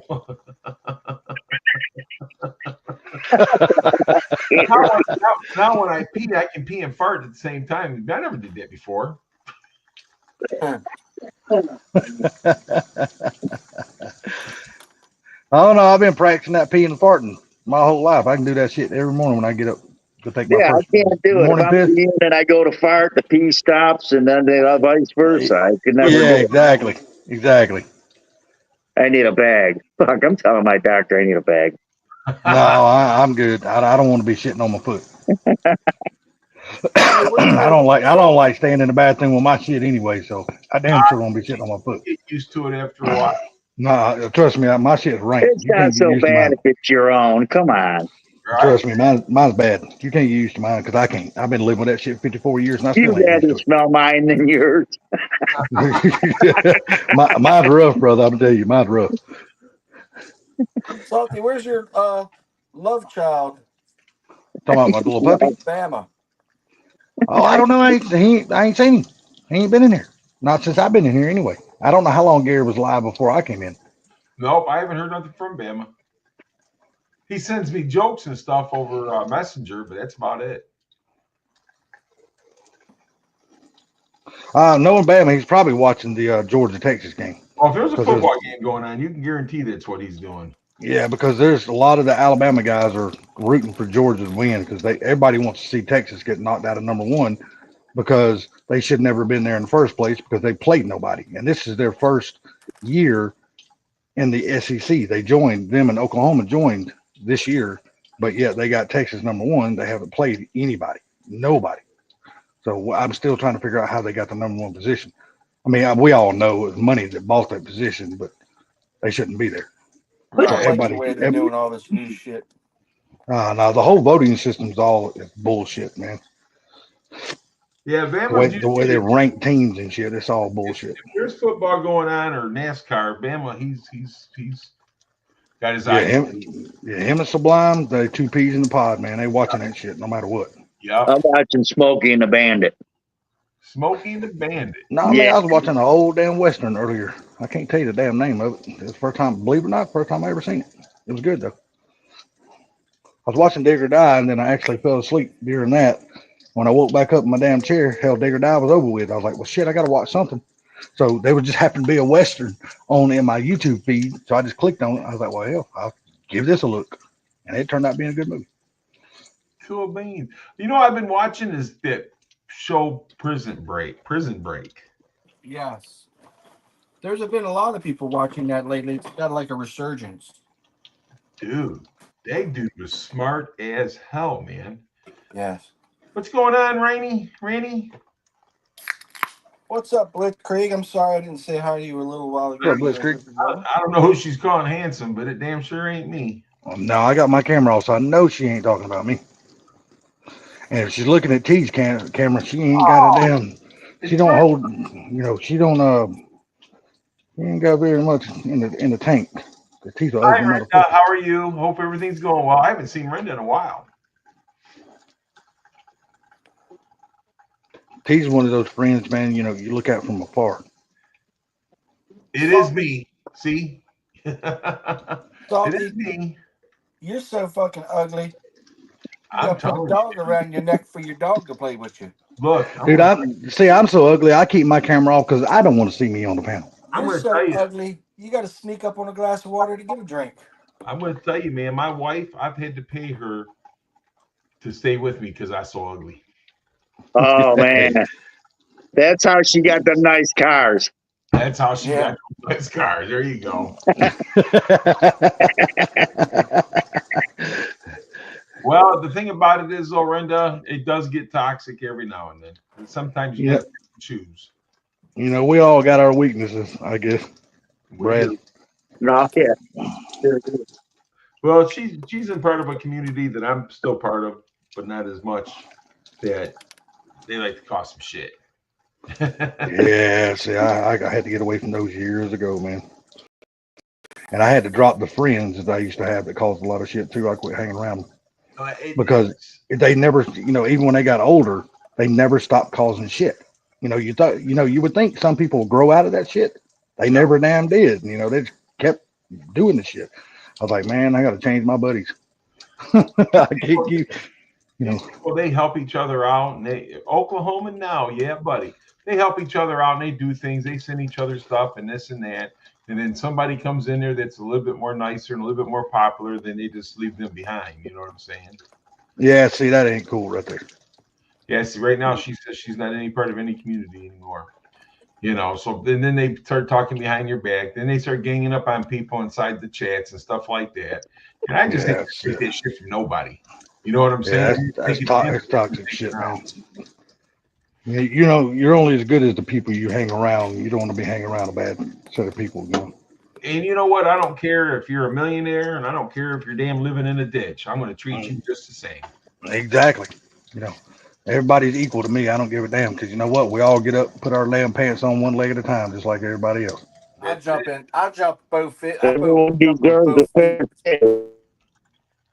Oh, Brad, you're breaking up, buddy. Everyone deserves a fair shake. Yeah. Oh, 100% agree. Damn right. Sometimes I wake up, and as soon as I find my pants, I leave her place. Because she probably told you she wants you gone in the morning. Oh, no. No, he just don't want to see that ugly motherfucker when he wakes up. He's like, yep, she look pretty at night, but in the morning in the daylight, I got to be gone before the earth. She coyote ugly. You chew your arm off. Yeah. Get it off on earth. Yeah. He goes, the moon was okay, but the sunlight's killer. Yeah. You know what though? I've been in them shoes before. I ain't gonna sit here and say that. I've been there. And I imagine some of the women thought that same way about me though. Well, I'm gonna tell you something, Brenda, man. You're better off just doing what you do and hang with your husband, and you know what I mean. Right. It's good to That's see right. you. I appreciate you coming in. Hey, good night, young lady. Take care. Yes. Take care. If you're leaving. And if you can't be good, don't get caught. That's right. Jail ain't no fun when you get up in age. Jail ain't no fun no matter what. Well, when you're younger, you can kind of handle that shit a little bit more than you can when you get older. I don't want to. I didn't want to handle it then. I damn sure don't want to handle it now. See, when I went to jail at 3.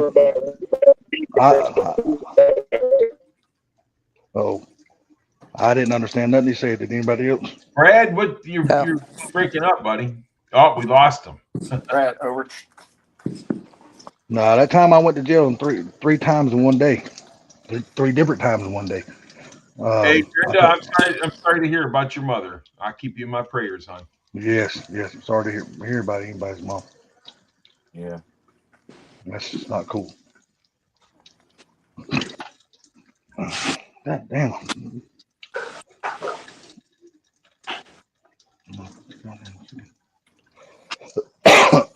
There he is. What's- There he so what's- is. Brad, So you what- Yeah, I hear a lost word you said signal last for a time. minute. What's that, Gary? When before we lost you. You were saying something. We couldn't hear you. Couldn't I understand. don't remember. I lost signal. Lost signal on the phone and in my mind. I don't know. That's like me, Brad. I used to talk to myself all the time until we got in an argument. We ain't talk sense. Yeah, I was probably yelling at the wife and had butted her or something. I'm going to tell you something. His wife's tough. She ain't going to take much shit from him. So you know that firsthand, don't you, Gary? I've known her and her whole family.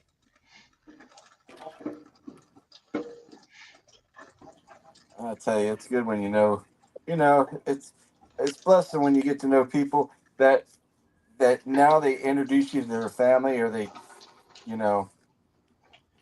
Well, it's just that everybody hung around. There was a big circle, and everybody kind of was in that circle in that area. So that's everybody, hung out together, partied together, and everything else. So, And it was a big circle. Usually usually with Gary, if you'd say big circle, people think 50, 100 people. No, this was a big circle. yeah, you're Well, talking. You're talking. Salty's in a lot of big circles too, about 7, 8 of them, and they just act like they're skiing on each other. You know, T's in the big circles too. He just loves being a pivot man.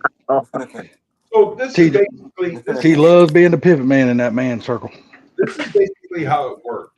If you fucked with one of us, you fucked with Yep. all of us. Yep. I remember those days. Yeah. Mm-hmm. Gary, did you see the picture of the buck on my Facebook?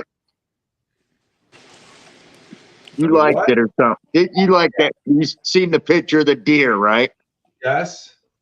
Well, hey, I meant to tell you, because last time we were on here, you asked me if there was anywhere to ride. Right. Dude, that's right by you. Where's it at? Hey, at the end of Big Wheels Road. Remember the trails that were always swampy? Yeah. That place is dry as a bone, and there's shitloads of motorcycle trails, dude. Really? Yeah. All that. From from Middle Belt to Merriman, and from Right. Kenwood to damn near Ecorse up behind the old Binley dumpster and shit. You know where they were. Yes. I didn't know there was any trails so right off of Smith Road. Yeah, right at the end of Kenwood. We always used to enter right at the end of Steve Street, remember? And everyone was muddier than fuck. Right. Well, dude, I went back in there on my bike. It was dry as a bone. There wasn't no fucking mud. And yeah, that deer snuck up on me. I seen a bunch of deer that day out there. Are you guys circle jerking? Hey, listen, Funky, if you want to be the pivot man, come on, brother.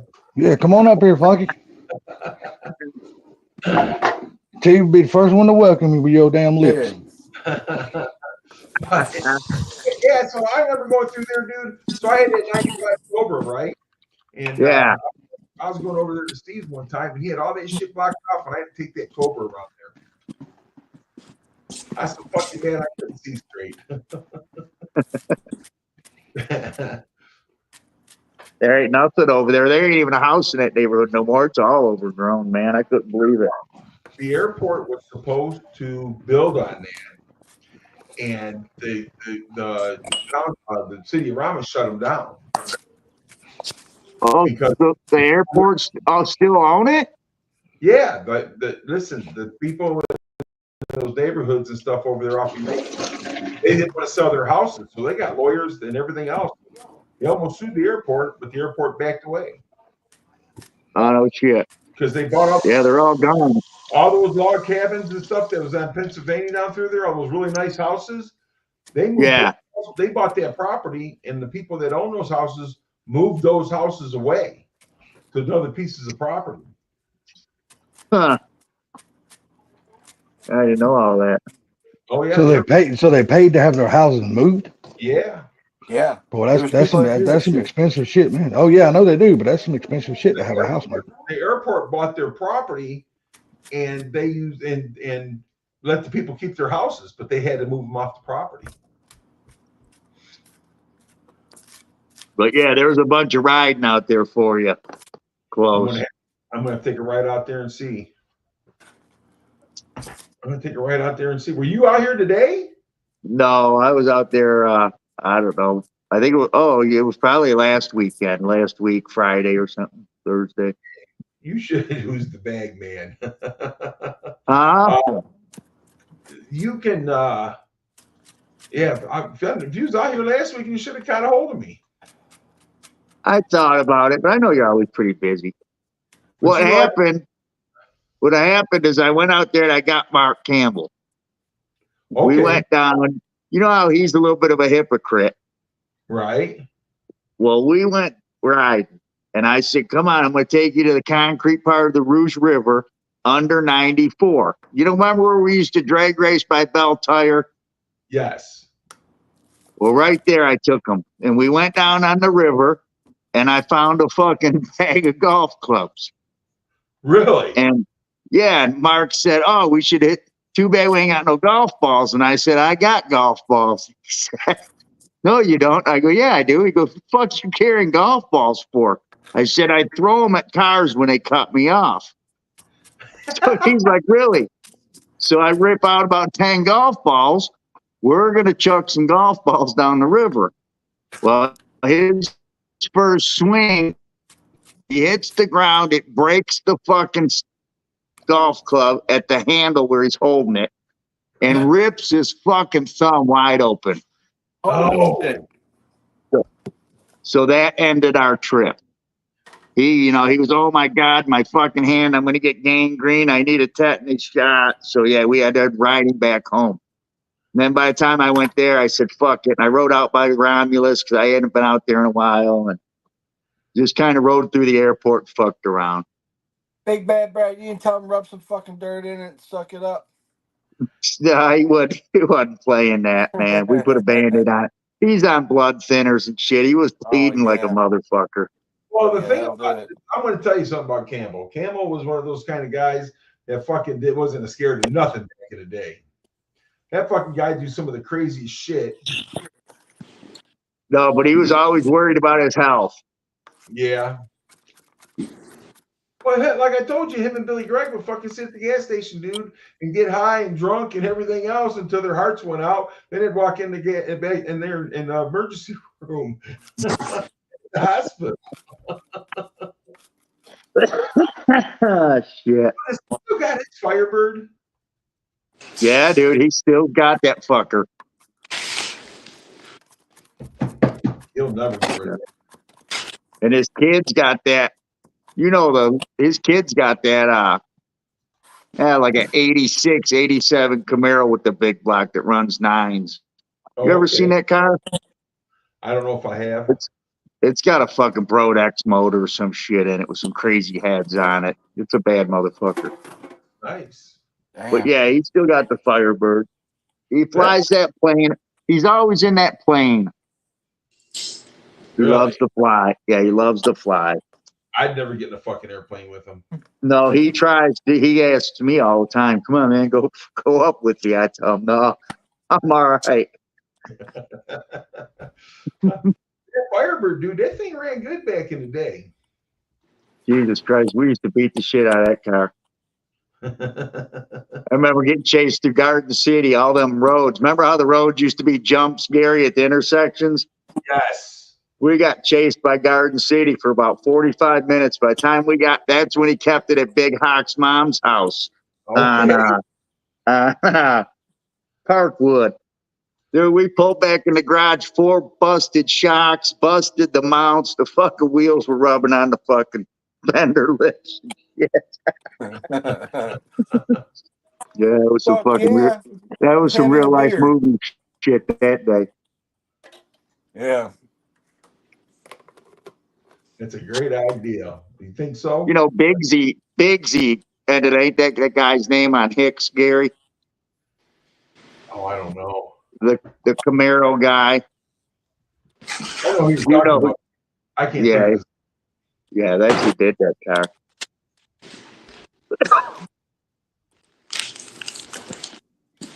All right. Ain't crazy. Mike, you fall asleep, buddy?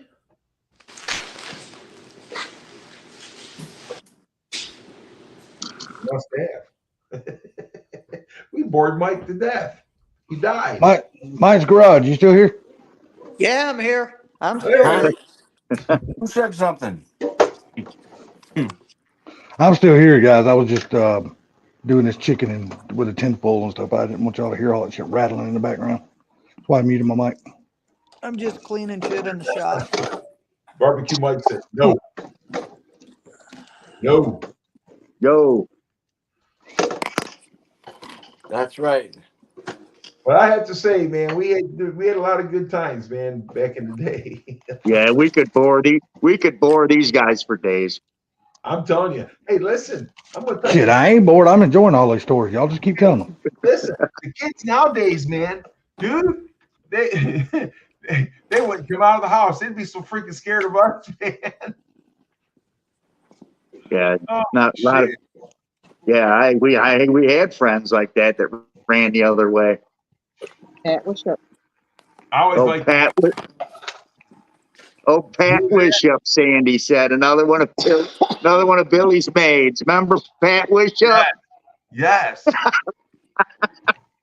Dude, Oh, him and shit. John Fantastic got into a fight one night. And they Come were fighting. on. I'm telling you, they got into a fight one night. He actually fought John Fantastic. And it was funny because I'm like, John, this dude's he's beating your ass. John get mad and said, no, he's not. Whatever happened to that dude? Is he still around? Yeah, I don't know about him. I haven't heard about that guy in a long time. Me neither. Last time I heard of him, Marty Mitchell went to jail for weed, and it's been fucking 20 years. And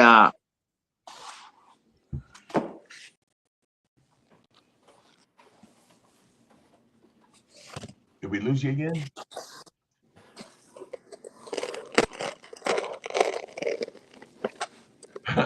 He hasn't got to put your guys in jail.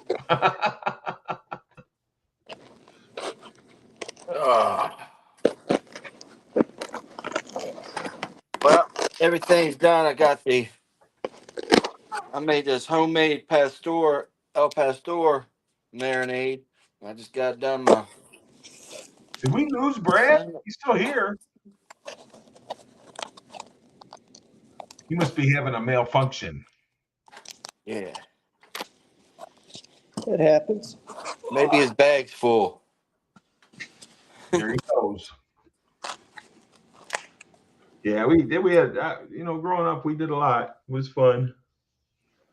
But T, you don't got to lie to us, brother. We know you bought that shit at the grocery store. You just putting it in your own bags to make everybody think you cooked it. No, I did not, salty dog.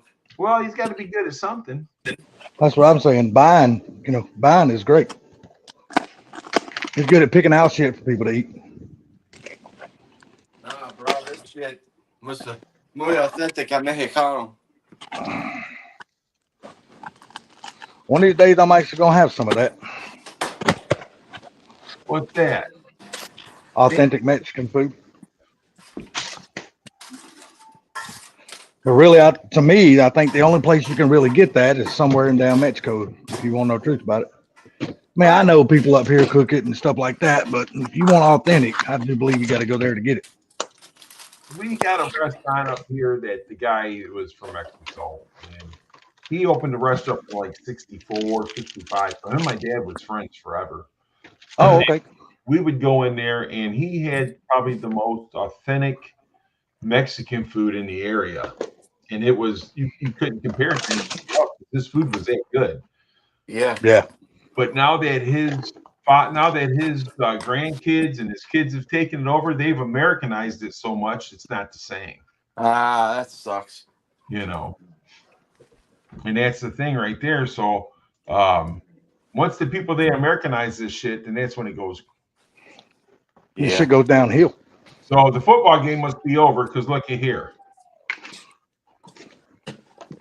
No, it's got nothing to do with the football game. I was at my grandson's today for celebrating his birthday. And then after I left there, I had to come home and drop the Mustang off because I let Landon drive the car today. Drop that off and then go pick up Brandy because she went to the zoo today with her friends. Okay, that's cool. So you ain't heard nothing about the Georgia-Texas game then? Yeah, I just flipped the channel. Georgia's still whooping up on Texas. Oh, they are? Yeah, it's like 28-6 or something like that. Oh, go Dogs. Hell yeah. That's what I'm talking about. So Barbecue Mike says, Salty, my wife makes Mexican dishes. Well, I mean, yeah, I thought about trying one day to do it just to see if I can make it and make it actually taste good. Because I personally have never tried to cook Mexican food before. So it's probably going to be a hit or miss. You know, and the thing about it is, I wouldn't know if it's authentic or not because I've never had it. You know, I would just know if I cooked it and it was good, it would be good to me. But other people probably wouldn't like it. Well, and that's the thing, though. I mean, you know, for like T, he knows a lot about Mexican food because he's done in that area a lot. Yeah. So, but I mean, we went to Mexico. We got our food, and we always put, you know, hot sauce on our food because that's just the way we always done it up here. And man, oh my God, dude, it was horrible. It was so fucking hot. So they took our dish. They said, no, our food's already hot, and you know, you don't have to put no sauce on it. So they went and made us our food all together. So how was it the second time when you didn't put your own sauce on it? Dude, it was perfect. Oh, well, there you go then. It was perfect. But they, you know, I mean, us being Americans, you think they'd warn us, don't season it. Yeah. Hey, you know or a lot of times them guys think, you know, because there's a lot of American people who love hot, spicy stuff. So yes. I'm just not one of them, man. I mean, if it's hotter than black pepper, I can't eat it. But I got ulcers. So listen. What now? Now I can have my license plate. It's just blue and white on the Mach 1 when it says Mr. Mach 1 on it. So they have. I'll show you. They have their people up here. They're allowed to wrap your license plates now. Really? Yes. So I want to have mine done. Yeah, but what? How are you going to have it done though? I mean, what colors would you pick? So this guy does them. They're $80 a piece for him to do it, or $150 for two. So like Sublime's car, I don't know what color his license plate is, but he could have it done in the same color of his cars, and then the letters doing the white stripes. See, now that would actually be something pretty cool. But you see what I'm saying? So I want to have mine done in orange and black because of the black stripes. Yeah. And then of course you'd have would you do the 70 also? No, because the 70 plate's the same color as the car almost. Okay, because I wonder if they would do that, and like down here you can put like a antique tag on your cars. That's what I got it up here, but it's a regular 1970 Michigan plate, and they were yellow. Oh, okay, I got you. Yeah, let me show you this.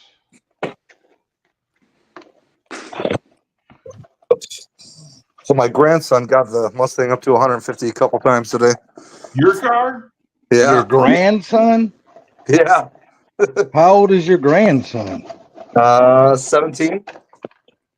Damn, you let him drive that fast? Boy, you're not setting a damn good example, are you? It was on country bumpkin roads where they were in great shape and there was no one on the road. Well, my question is, how did he like the car? Oh, well, it wasn't his first time driving it. He'd already driven it once before. But yeah, but probably not at 150 miles an hour. The faster that car goes, dude, the more it sticks to the ground. Exactly. That's what I hear. Well, Brad, you were saying something, dude. Then we lost you. Yeah, we lost you again, Brad. Yeah, I know. I fucking plugged my phone in the extension cord and didn't plug the extension cord into the wall. What the fuck? Now that sounds like a redneck thing to do. Well, this is how they do it. So these license plates are normally blue, are normally white and blue, or they got the bridge or another insignia on them. But this is how they wrap these things now. So you can wrap them any color, and the Secretary of State is allowing it. Oh, really? Damn. So that's pretty cool, man. So I was thinking about having my plate done in orange, black letters, or vice versa. Yeah, that's cool. Fuck yeah. Yeah, it's fun. I just submitted that on a public live stream. Do what? He said that I just admit that I let my grandson drive 150 miles an hour on a public live stream. Yeah, well, we're in Michigan, so it don't make a difference. Yeah. So where did you guys move me at? Hey, where did you guys move me at? The house burned down? Say that again. You're breaking up.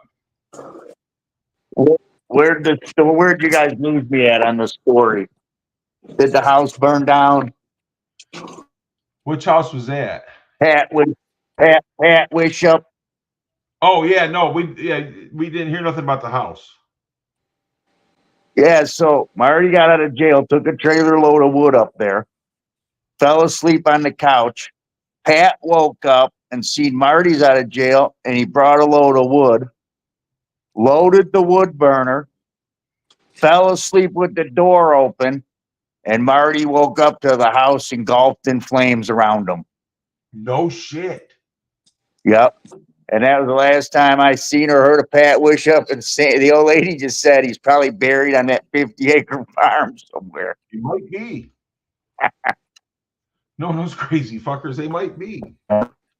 So what do you think I should do? You think I should do burn Marty out? Think I should do the tape in black and the letters in orange, or vice versa? I think that would be cool, but I just Mike, no, what I'm asking is, what if you take that car to another state where that state don't allow that? How would they treat that?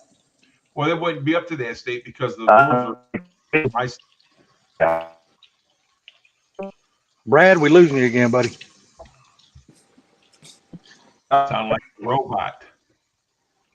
Yeah, you sound like I'm on the old lady's phone now. How's that? you sound like T when he's trying to practice drinking. I was drinking. I think drink. I was thirsty. I think orange plate with black letters and numbers. Yeah, me too. I think that would just be fucking awesome. But the black plate with the orange letters honestly wouldn't look bad. I don't think it would look bad either way, but once I do it, it's going to be done that way. I know, that's what I'm saying. With the back of the car already being black, I mean orange like that, do you think the orange tag would just be too much? Well, that's why I was asking, because, get people's ideas, because that way, if the plate's orange, you'll never see the plate except for the black letters. I know. Well, I'm going by, if you do the plate, I'm going by it looks good on the General Lee. How's that? There you go. Yeah, but see, you had the chrome bumper that was surrounding that car that broke that up. On Gary's car, you don't have that. It's all orange. All you would see is the black numbers. Yeah, and that actually might be hard to see. Like at dusk dawn or something like that, for say if the police was behind you or something like that, that actually might be hard to see. Because you know how the sunlight can hit the back of cars sometimes, and sometimes you can't see the tag at all. That ain't Gary's fault. That's on Michigan. They let him do it. I get that, but I'm just thinking. I'm thinking outside the box. I'm just trying to think of all possible scenarios. But I just think the black tag with the orange letters would just make the orange letters pop like a bitch. Right, and then it would.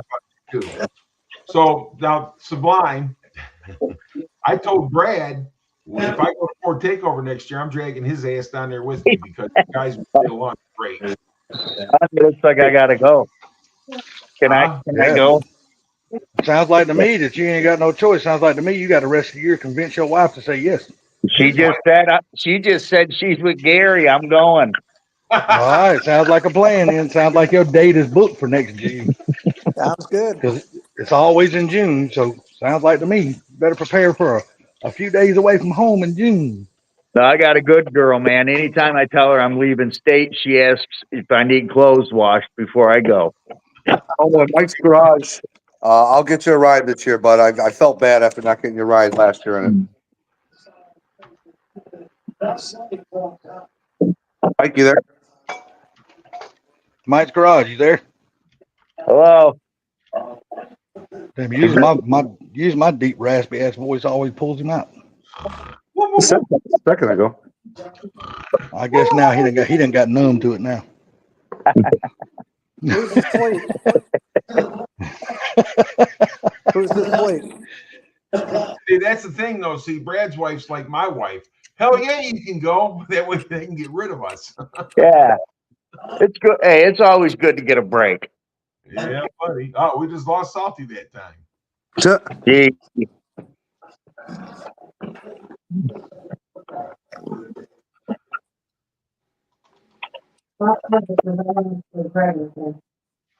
I just think that's cool. I don't know. Did you guys hear? You know what? Did you hear what mine just said? Uh-uh. Because she don't want me to regret anything. There you go. Well, I'm going to tell you something. You'd be in good company down there because you and Sublime would get along really good. It looks like I'm going, buddy. You better have room for me. Oh no, it'll just be me and you. All right.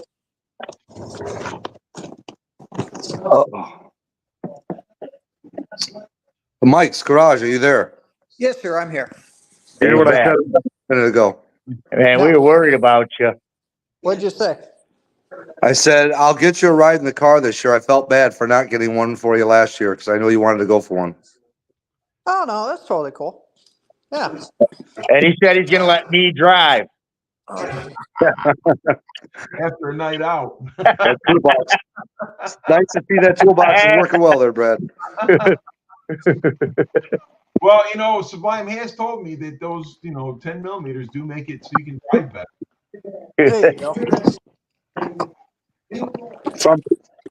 Sorry about that. I knocked myself out. I put my damn phone in my pocket. Oh. I thought something was poking me in the ear. Well, I promise you, if mine's poking you in the ear, brother, there's something wrong because mine ain't enough to poke nobody in the ear. 3 to 8, Georgia. 23 to 8. 23 to 8. Yeah. What quarter? Third quarter, 2:40 left in the quarter. Game. If there's still a whole nother quarter to go, Oh, yeah, game ain't plenty of nowhere. time. Game ain't nowhere near over then. I know this is completely out of your way, Sublime, but I'm going to hit the dragon on the way back. I would love to hit the dragon for sure, but yeah, I know it's out of my way. No, Dragon, it's only 3 hours out of your way. Well, yeah, only. Well, instead of Sublime, instead of leaving Sunday, just leave Saturday and That's the day hit the dragon. though. That's the day of the event. Yeah. Yeah. Oh yeah. That's That's true. the difference between getting up at 5 o'clock in the morning to leave the hotel and getting up at 8 or 9 o'clock to leave the hotel. That's Better off take an extra day off of work or something. Yeah. But it's a blast. I mean, I upgraded the suspension, the intercooler, and I got bigger brakes that I'm going to be putting on it. So I'm going to be hitting mine harder. But with your car, the way that yours is set up, dude, you're going to freaking love that. Man, those big fucking massive brakes he's got on that car, he can really take those corners really, really fast. Not a cop. I'm going to the turn watching my tires for cross the line and all. Hey, now let me ask you something, Sublime. What is the single cop? What is the size of your rotors on the rear? Are they 17s or 18s? No, the front rotors are 16 and a half inches. I'm not sure what the rears are. They're still pretty big, but they're not that big. So what's the smallest size tire you can put on your car, or rim rather? What? Oh, smallest size rim? Yeah, like 16, 17, 18, 19. Jesus. Lucky? Well, in the rear, I could put an 18-inch. That's the lowest I could go. Or you can do it, but in the front. Oh, so you must have a damn 17 or 17 and a half inch rotor in the rear then. No, it's the caliper. The caliper is what keeps the. Oh yeah. I forgot about the big ass caliper. Yeah. And what were you saying, Mike? Yeah, I was gonna say with the big ass calipers that yours has in the front, it's probably what 20s are the minimum in the front. Yep. Yeah. Yep. Damn, you can't even put a 19 on the front of that car? Nope. Holy shit. Those calipers are freaking huge. They're huge. It's 6-piston calipers. They're massive. Damn. Damn, what's a set of tires for that fucking thing? Not as much as the rotors. Really? The rotors are actually cost more than the tires? The rotors are $1,000 a piece. Jeez, oh pizza, man. Holy shit. I'll keep my fucking 07 Colorado, Chevy Colorado. Them bitches ain't that much. But you got to remember that I mean, let's be honest, it's a supercar. Yeah. Well, basically that's what it is. Yeah, I agree. You gotta have super pockets. Yeah, no shit.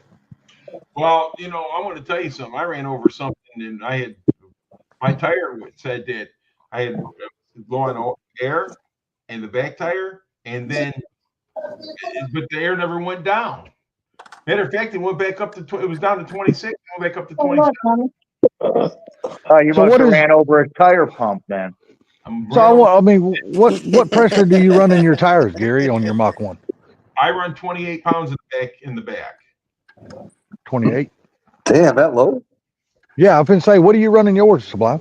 35, 38, I or run something like that? what the manufacturer recommends, which is 32 cold, and then once they heat up or warm up, they get to 34, 35. Yeah, I would say. mine's I got 28 in the back and 27 in the front. That does seem low. Yeah, it does. How many inch wheels on your car, Gary? 19. Damn. Hell, I run 36 pounds in mine, but I got 15s. But I don't have them little rubber band tires like y'all got either. So when I got out, I couldn't hear anything leak or do anything. It probably, the sensor is set at like 25, 26 PSI, something like that. So it hit it, then you're driving it a little bit, tire heated up a little bit, the pressure jumped up. You're going to get your ass beat. What? She's going to beat your ass. She's sitting right here. I know, but you got the camera facing towards her. She knows that. She's eating Cheez-It. I told her you sit there, you're on camera. She said, I don't give a fuck. I tell you how cheap I am. My damn anti-lock brake sensor went out on one of my wheels, and I don't know which one it is. So I just unhooked all them motherfuckers. Yeah, you fixed that motherfucker, huh? Yeah, fucking anti-lock brakes. All right, I remember back driving cars back in the day. That shit didn't exist on those cars. So driving it like that ain't no big deal to me. But anyhow, so the air went down to 26 and it went back up to 27 and it stayed there. I bet right now it's at 25. I don't know. It's in my dad's garage. I can't look. So have you Gary, have you already put your cars up for the winter? Pretty much? Yeah, it's been beautiful here, man. Man, it's going to be gorgeous this week down here. During the day, it's going to be pretty. At night, it's still going to get a little chilly, but man, during the day, it's going to be fucking beautiful. I think I'm going to put the 93 away tomorrow because I've had that car out the most this year. So if anything happens, I'll take one of the Mach 1s out. Yeah, Papa Mach needs I think it needs more love this year than you've been giving it. Yeah, dude, I gave Papa Mach more love this year than I gave any of them. Did you really? Yes. How'd it feel getting old Papa Mach out and stretching his legs every now and then? Oh, no. Papa Mach is running good this year. That's for sure. Well, if you could only get AC in that damn thing in June, that way you could ride that thing or tow it down to Ford Takeover. Right. But I don't blame you for not taking it down there in June. It's so damn hot, dude. I would not want to be in that damn toaster riding around without AC. So Funky put his car away 2 weeks ago. Damn. Sweet. Doing any more tonight? Thank God. No offense. Thank God I live in a place down here where I don't have to put them away. We can drive them year round because of the weather. Now we do get real cold nights, and we know that Sublime wouldn't drive his car on a cold night like we get down here. But we don't have to deal with the snow and the salt, and we don't have to deal with all that shit down here. No, don't our tires say something about don't drive them when it's below 40 degrees or something? I don't even go below 100. Because the compound, you're actually not even supposed to keep them in a garage or what have you colder than 40 degrees because it actually damages the tires. Well, my thing is when they sell you the car, they don't sell you the fucking climate control garage with it. And that's bullshit. They should put a damn tire on it where you can drive it all year round, no matter what the damn weather is. I have to agree. It's a high performance summer tire, so it's. I don't give a shit. I don't give a shit. I mean, they shouldn't sell you a car like that to where you can't drive your car below a certain degrees due to the temperature. They shouldn't sell it. They shouldn't make a tire like that.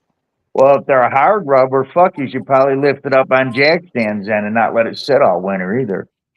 I mean, you're paying $100,000 plus, and I'm just speaking of Sublime's car, right around 100,000 after finances and all this other bullshit. You're paying $100,000 for a car. You should be able to, no matter what the temperature is, drive that damn thing anytime you choose to, and it But shouldn't be temperature that temperature sensitive. somebody on here, I think it was God, what's his name? The GT350, the 20. God, what's his name? Rich. Yeah, Rich. Yeah. Saying when he parks his car, he over inflates the tire from what they're supposed to be. So Yeah, and he says he only yeah. parks his car on carpet. He don't even put it on the concrete floor. He's got carpet cut out and put there, and he parks his tires on top of carpet. Okay, sorry That's what I do. sorry to interrupt you, Gary, but go ahead. I'm sorry. no, I'm just saying though. He said that he overinflates his tire pressure on his car when he stores it. Yeah, Yeah. it's easier on the tire because the steel what you Belt. call it, belts Steel in belt. there. You won't get that dead spot. So by overinflating it, you're taking the pressure off of those. But you know what? Kinda makes sense. I've been storing these cars for years, man, and I ain't never done that, and I've never had a problem. But you know, I mean, my car's only sitting for what, maybe 5 to 6 months. Man, I know people who store their cars and they'll put it up on jack stands. And for me, I've never thought that was a good idea to have the suspension stretched out like that. I've Yeah, I never don't thought that agree was a with good that. idea. I don't agree with that either. I just set my car flat where it's at. I don't air the tires up any more than what they already are. I just, do that, and I put my dryer sheets and stuff in them, and I make sure I got a full tank of gas.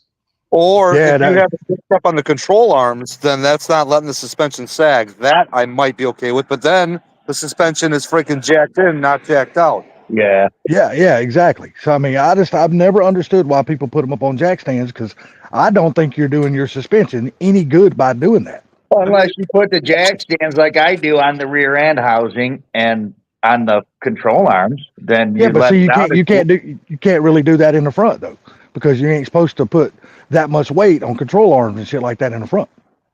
Those ramps are good for that stuff because they got a nice curve to them. You know what I mean? The ramps that you can drive up onto.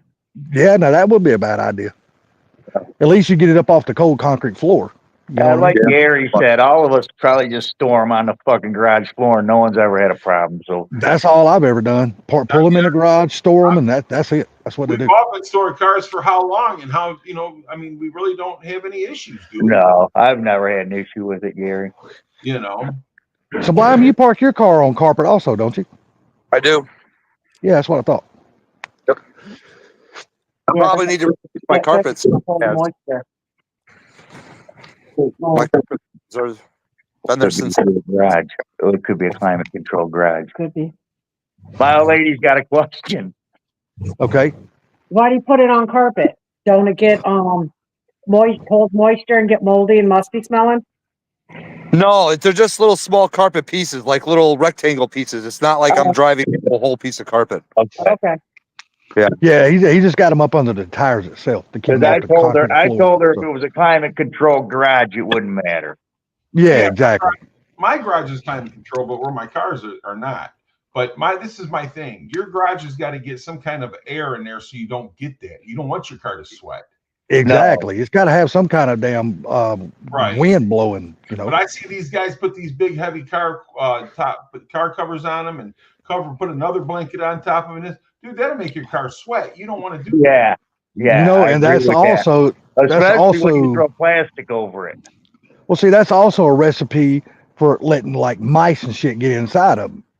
Because most people, when they store their cars, and I actually think I've seen your car stored that way, you leave your hoods open or cracked or something like that, don't you, Gary? You don't leave them fully closed, do you? I'll tell you why I leave my hoods open, because critters like it to be enclosed. Yeah, exactly. So they can hide. So that's why I open mine up. That's smart. That's smart to do that. That's the first time anybody's ever called me smart.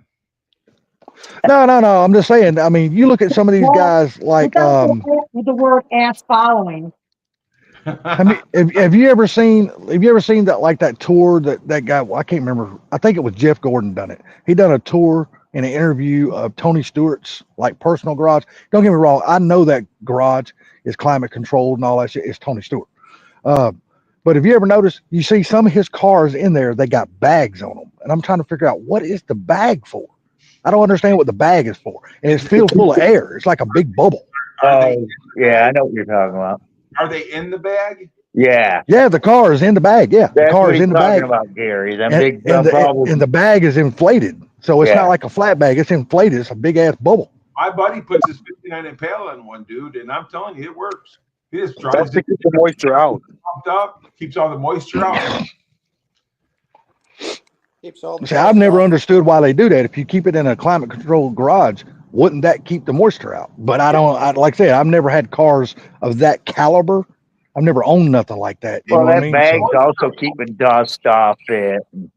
Bingo. Don't forget the humidity in the dew point. It could be dry, but if it's humid or high dew points, that can still create moisture too. Yes. Yeah.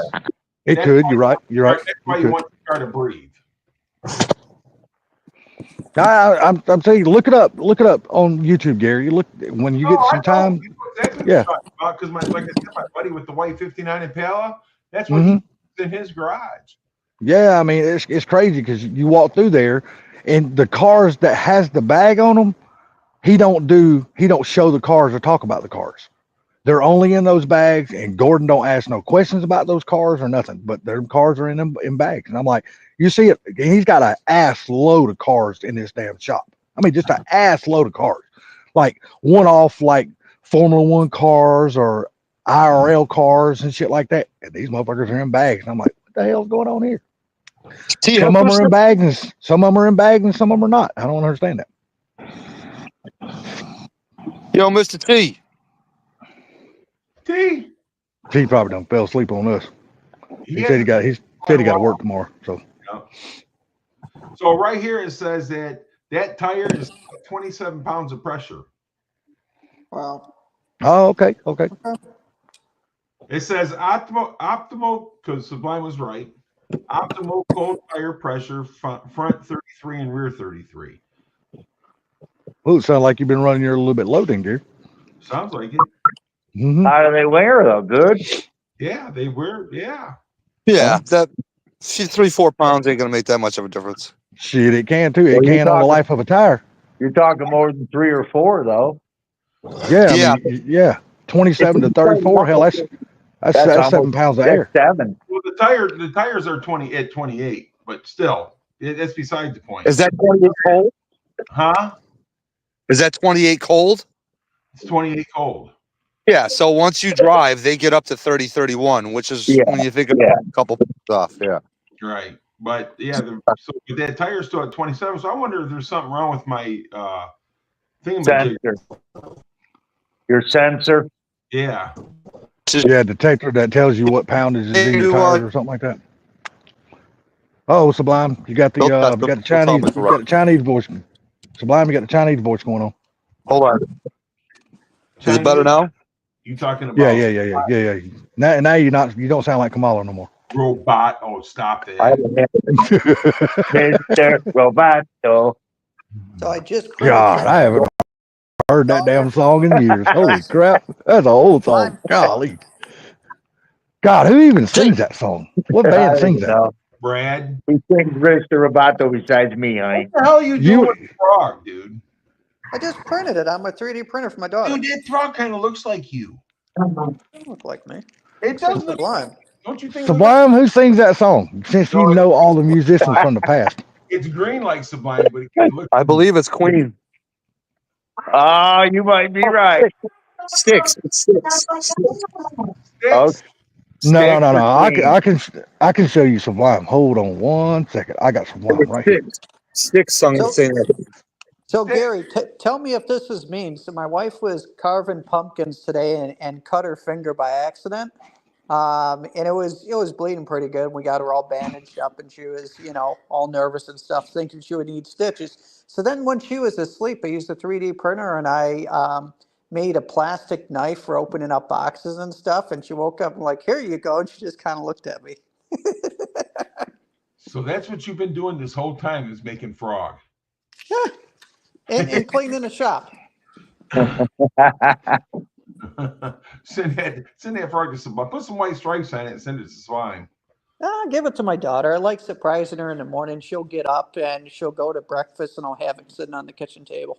So you're trying to say your daughter likes you? At this age, she does. In a few more years, I'm not too sure. All right. Y'all see Sublime sitting right there? She's 9, so. There you There's, go. there's Sublime sitting right there. Where's Sublime sitting right there? Can't see Yeah. it. You don't see him? You Window. don't see him sitting right there? Oh, Here, right yeah, there. Hold on. See? Oh yeah. there you go. I don't think Sublime can play the guitar. Sublime has been sitting right there on that windowsill for like 8 years. He ain't fell off not one time. Man, that's pretty good. You can tell I he's a always roofer. get good balance. Front. I gotta figure out Working on turn roof for 30 years, you got to have good balance. So the thing is, so if you got a garage that has a lot of moisture in it, just open up a bag of charcoal and throw it underneath your car, the whole bag. And then when you pull it out next year, it'll come out and be a big solid brick. Huh. That's what you do every year to your cars, right, Gary? Yep. What? Put charcoal under them? In a bag of charcoal, you just cut the bag open and slide it under your car. Oh, that's what you do?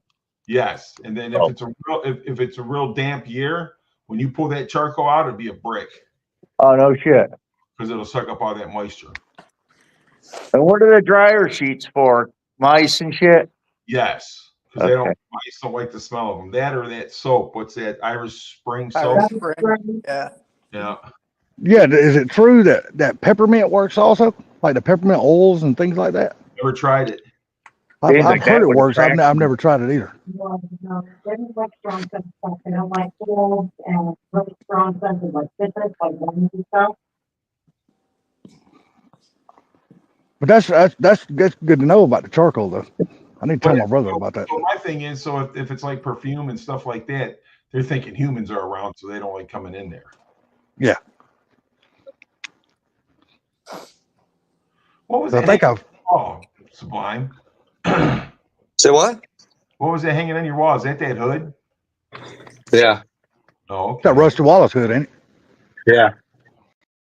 Who's been trying to buy that from you? David Martin? Yeah. What was the story behind that? Nothing. My buddy that I work with that still works with our company, Kevin, one of his friends was moving out of the state and didn't have room to take all his shit with him. So he gave him a whole bunch of stuff. And one of them was that hood that Kevin's not really into NASCAR. So I said, hey, man, you want this hood? It's autographed by Rusty Wallace. I was like, hell yeah, I'll take that hood. Damn right. Damn. right up on my wall. Hey, you remember Rusty only drove a Chevrolet one time. Rest of his career, he drove Ford. Yep. He drove that damn Pontiac. The one he won the championship in, the Pontiac. And then he went to Roger Penske, and he was Ford ever since. Hey, Barbecue Mike, I sent you an invite for that page that does those plates.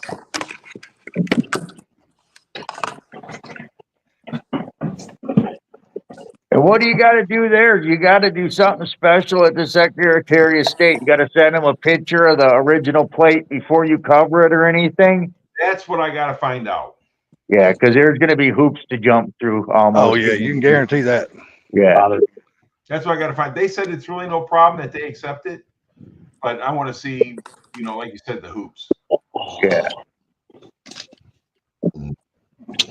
My one day to sleep in tomorrow, and I got to get up early. Hey, look at this guy, man. I mean, when you guys talked about ugly earlier, then it woke him up. What's up, Pinks? You got to go what's up, guys? early tomorrow. Hey, what you get up early for on a Sunday for, Sublime? My granddaughter is performing in a team cheer competition, whatever it is, and I got to go watch it. Oh, okay. That won't be too bad, though. That actually be pretty cool. Yeah. As long as nobody falls and gets hurt or nothing like that, because it's always subject to that kind of shit. The way they throw each other up in the air. She got thrown up in the air. I didn't catch her, and she broke her arm. Just Mm. keep her with the toolbox. She'll be fine. Yeah, no shit. I didn't realize. I've been watching TV with my wife all night. I didn't even realize you were live. That's all right. I've been damn cooking chicken and rice for the Yeah. dog. Goddamn, you're still cooking for the fucking dog? No, I'm done. It's all Jesus cooked. Christ. No, it's done. No, I'm done with all that. Put it away, wash the dishes. That's why y'all heard the water running. I was washing dishes. We were watching a new show called Brilliant Minds, I think. It's a doctor show. It's actually pretty good. Now I know the reason why they didn't ask me to be in that movie, because I ain't got none of that. No, Yeah. it's really it is a good movie, man. Is it a show? Show. It's a TV show. show. Really good show. But yeah, we just watched the first, we watched one episode. We watched 3 episodes tonight and got caught up to it. So we're caught up. It's on Peacock, I think. So I've been watching Prison Break. And I can't start watching it. I thought that was coming back out too. I've heard that may come back. I'm only on like season 4 right now. Yeah. Shit. Oh boy. Oh, Sorry. I changed the oil in my truck today. Did it myself. I already had the oil, went out and bought a filter, went and changed the oil. And lo and behold, I noticed that I have a problem that if I don't fix it, I can't drive my truck until I fix it. What'd you do now? I have a leak in my transmission cooler lines. That's what just got fixed on my truck. There's transmission fluid was sprayed on the front of it. Luckily, it's a crack. It didn't break, so they didn't dump it out. Wait, if it's a cooler line, it should be antifreeze, not transmission fluid. No. No, it's a trans. Gotta have trans fluid running through it. No, it's trans fluid. What it does it cools the Runs through trans your fluid down. radiator. It goes through the radiator or a tube in the radiator, and then comes up to a small cooler right in the front of it. Mhm. And So then wait, you have returns back, transmission and fluid getting through your radiator. it's like No. it goes through part of your radiator. It's separated from the other. Yeah, it's separated They from all the have- water. All the F-150s in the 20, I think it was 13, 14 have, or 9 to 14, have it running through the radiator, but most of them also have a separate cooler in front that it comes back through as well. But for me, it's the lines that Funky just replaced on his too. Yeah, And- mine was leaking antifreeze, and there was the trans cooler lines. He said. I don't know how that's possible. It's transmission fluid. Yeah, because you don't mix transmission fluid and antifreeze. No. Most trans coolers have transmission fluid. Yep. So because some of these transmission fucking things colors are kind of funky nowadays, so they might have thought it was. Yeah, but what Well, really because it sucks was though is orange there is no place to check your transmission fluid unless you get up under the vehicle. And you're supposed to do it while it's hot. You have to unbolt the thing and pull it out. They didn't, it was a couple of years there. It was the the forever transmission fluid, which was the stupidest thing they ever did. Yeah. You go outside. Which transmission do you have, Sublime? The 10R80 or the 6R80? 10 or 80, it's an 18. Okay, the Yours may be 10R80. cooled by transmission or by coolant then. I just, if you want to check it out, I just posted a video a couple hours ago changing the fluid and the filter and everything in it, so you can see what it looks like underneath. On a 10R80? 10R80, yep. Yeah, I've got the 6R80 in mine, but it's at the 13, so it doesn't have a dipstick for the transmission, which is just stupid. It does. It does, but it's you in the can't pan. get to it easily. Right, you got to get it up in the air. You got to get it up. Well, actually, I can get under mine pretty easily. They designed that because they want you to keep taking it to the dealership so they can keep charging you money. Yeah, Chrysler did it too with the Jeeps. Well, the reason why they did it is people would go to the Jiffy Lubes and get trans flushes and fuck up the transmission, and they'd have to replace it under warranty. But the problem is that on the Ford manual for the 10R80, it says change the transmission fluid at 150,000 miles, which at that point, that's the life of the transmission. Yeah, fuck that. So I changed mine at 40. Mine is the 6R80 that says you never have to change the transmission fluid because it was, it was the third. I think it was like 11 through 15 or 14 that they decided it was a forever fluid that you never had to change. Yeah, which is BS. Yeah, that's wrong. But now it's bleeding. Luckily, it didn't dump it; it bled it out some, and I caught it when I went to do it. Also, I'm pretty sure I have a rear main seal leak. Yeah, See, I'm one of those I types. definitely I would. never trust them radiators. I mean, this is just me personally. I never trust the radiators that has the trans coolers built into them. I always go buy an external trans cooler and put that shit on my vehicles myself. It has an external trans cooler too. It goes through So, both. yeah, I definitely wouldn't drive it, Pinks, anymore, just because you don't know how much it's lost. You know what I mean? I do not. Anytime a truck has the toll package on there, they have transmission coolers. Right. Mine has Yeah. the transmission cooler on it. Yeah, it's got the towing package. The built-in brake and all that, which is nice. I mean, I like it. I just now I need to fix my transmission lines, and I don't even know where they're cracked. I could not find it because it's a small crack wherever it is, and it may be the hose actually has a pinhole in it. But I found it in one area on the front, and I wiped it all off, and I cleaned it, and I changed my oil, and I'm like, I gotta buy the transmission lines and get them out, and it's kind of a pain, but it's not super hard to do. But with the 4-wheel drive, it helps if you drop the front axle. You don't have to take it out. You just drop it a little bit, let it sag, and you definitely have to sag the sway bar. You have to let it's like T's boobs. They sag like hell. Yeah. So In fact, what's really weird, I'm looking at YouTube on my phone. It's Ford Tech Maca Loco. I don't know.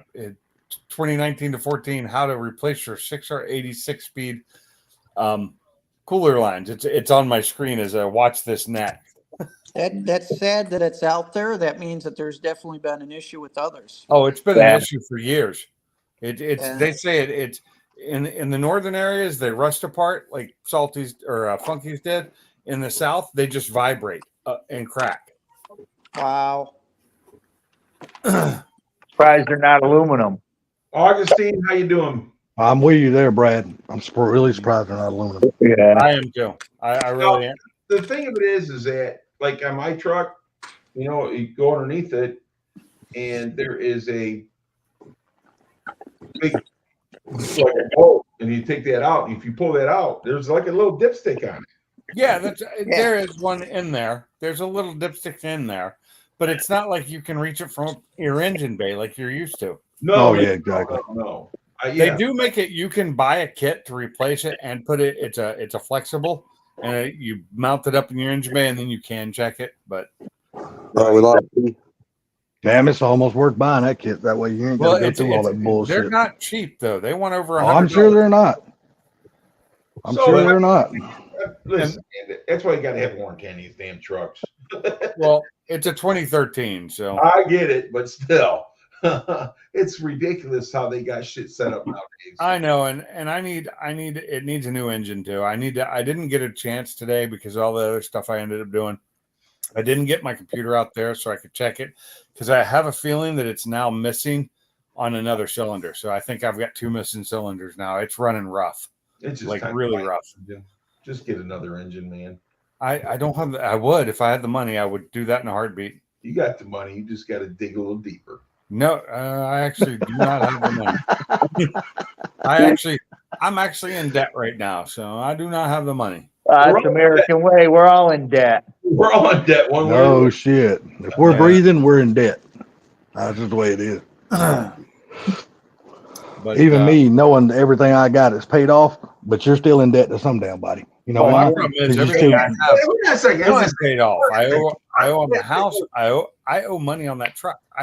That truck is not paid off. I owe $3,000 on it. Fuck, we owe money and everything, so who cares? It's just what we do. But yeah. I got to get down here, and I got to talk to Mr. Morningwood here.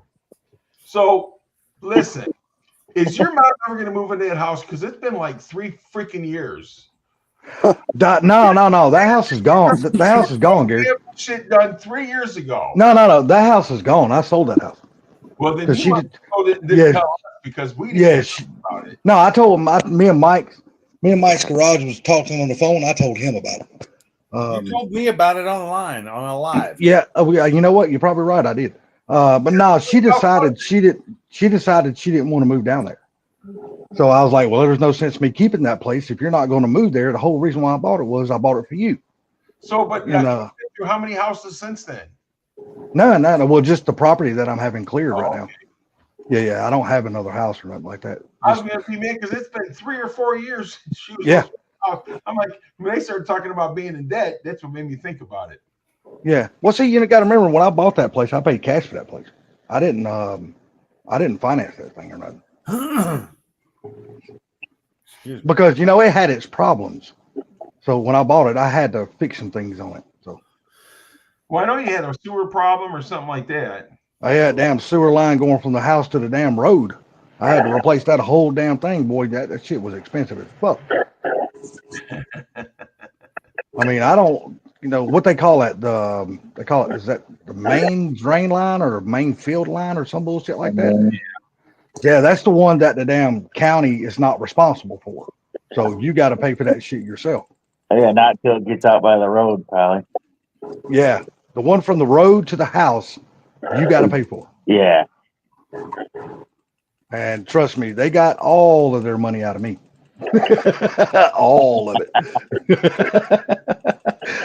But you know what? They fixed the problem. So, I mean, I can't really complain about it. Well, besides them rusting apart, they're not bad. But those Rams, dude, up here in the Oh north, God, no, rust. I'm not a fan of Rams. Sorry. Yeah, they Yeah, rust. It's not just rust. I think their drivetrains are crap. You know. The older ones, Well- their drivetrains are fucking crap. My buddy, You listen to Blue, their transmissions ain't worth a shit. my buddy had one, and he it was great. He drove that thing every day, like 50 miles to work, 50 miles home Well, every day. There Their is body was falling off. always the exception to the rule. But that's what I'm saying, though. The body was falling off of it. Yeah, the bodies fall off, but every Ram I've ever owned has fallen apart, and anybody I've known who's owned one who wasn't a diehard Ram fan would tell me all the problems they were having with them. If they were, Mopar people, there was no problem with them. Yeah, No see, matter what. there's a lot of these guys drive these Rams up here, but they don't ever say nothing about them running or driving. They just, complain about the rust. Yeah, well, Maybe theirs is rusting away before they have the problems. I just wondered, does Chrysler not coat their frames like Ford does? Ford doesn't always coat their frames either. No. They used to, but they don't anymore. Yeah, a lot of them Dodge trucks, it rots the cab mounts right off them. Yep.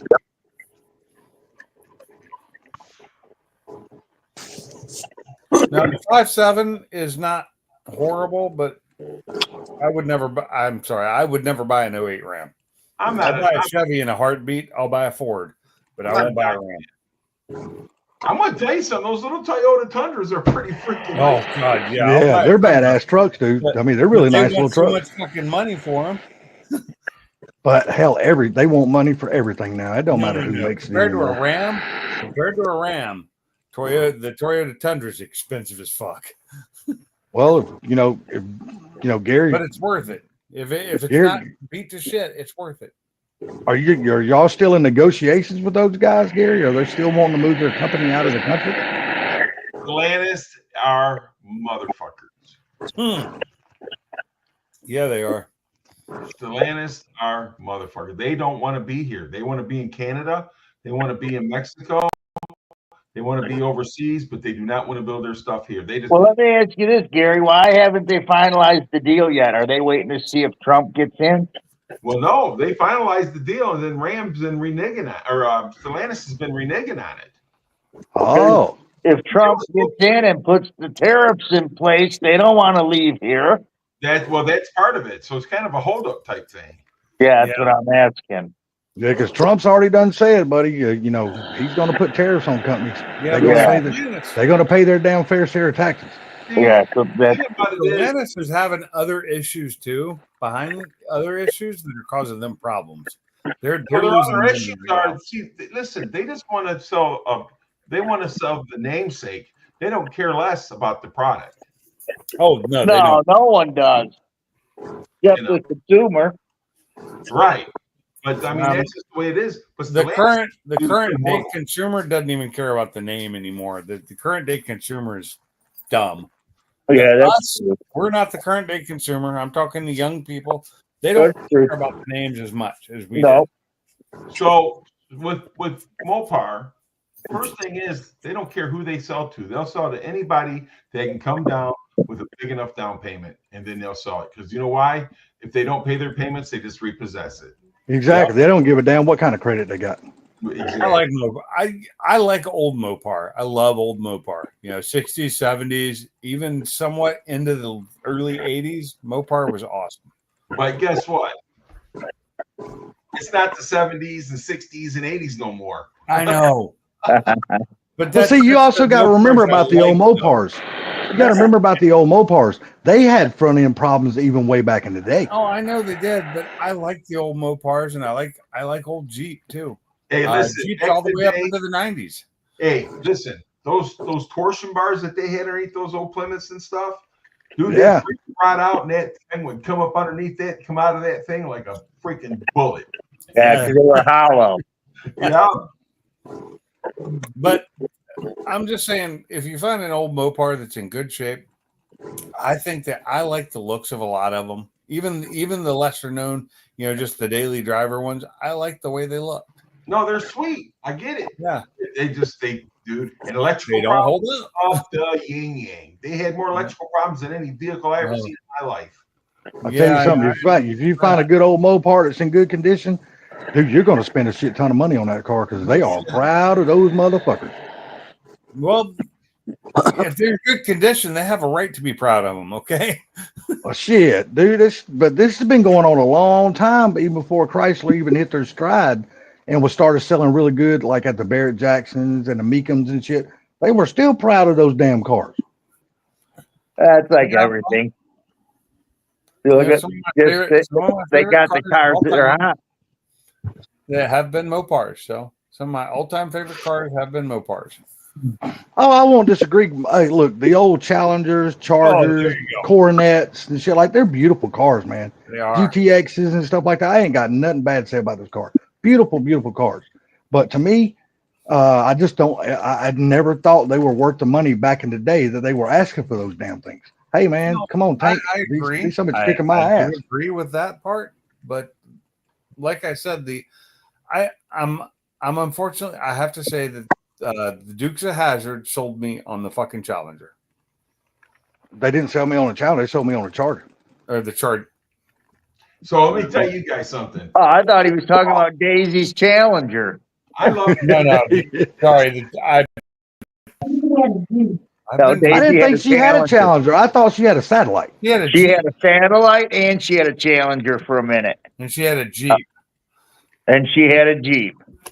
They stuck mostly with Dodge and Mopar. Hey, I'm going to tell you, I love Mopar as long as I can get them cheap and I can sell them high. Damn right. Damn right. I'm with you, Gary, all day long. Look, I got no love attachment to those cars. Don't get me wrong, they're beautiful, but I like to own them and sell them and move on. There you go. I will say this right now. That Mustang I own is the longest I've ever owned a single car in my life. It's not running right now, but it's the longest I've ever owned a car. So what it's just with that Mustang? I need to get a new intercooler for the Whipple. So, but the engine's good and everything? The engine's fine. It's just I popped a hole in the Whipple by leaving water in it over the winter. My stupid fault, just a stupid mistake I did. I should have cleaned it out or put some antifreeze in it, is what I should have done. Just put some antifreeze in it. That's all I had to do. Run the pump. Right. It would have been fine. But I didn't do that. So here I sit, fucked up. But when I did take it off, I found out it was gooped up with other stuff in it from other people, where probably two different types of antifreeze were used that weren't compatible. Oh. And they gelled. It has gel inside of it. So it was half blocked anyway. So yeah. That's why it was never cooling down. I was always wondering why I couldn't, even you run an ice through it, I couldn't get the son of a bitch to cool down. It was half blocked. So it needs a new intercooler and it needs the clutch replaced, which I still have to do. I haven't even lifted the damn thing. It's still sitting in my garage on the floor. I haven't lifted it. I got to get up on the 6-ton jack stands and start pulling the transmission, which is a fucking nightmare because I got to pull the exhaust, and that is a nightmare because it's all one piece now.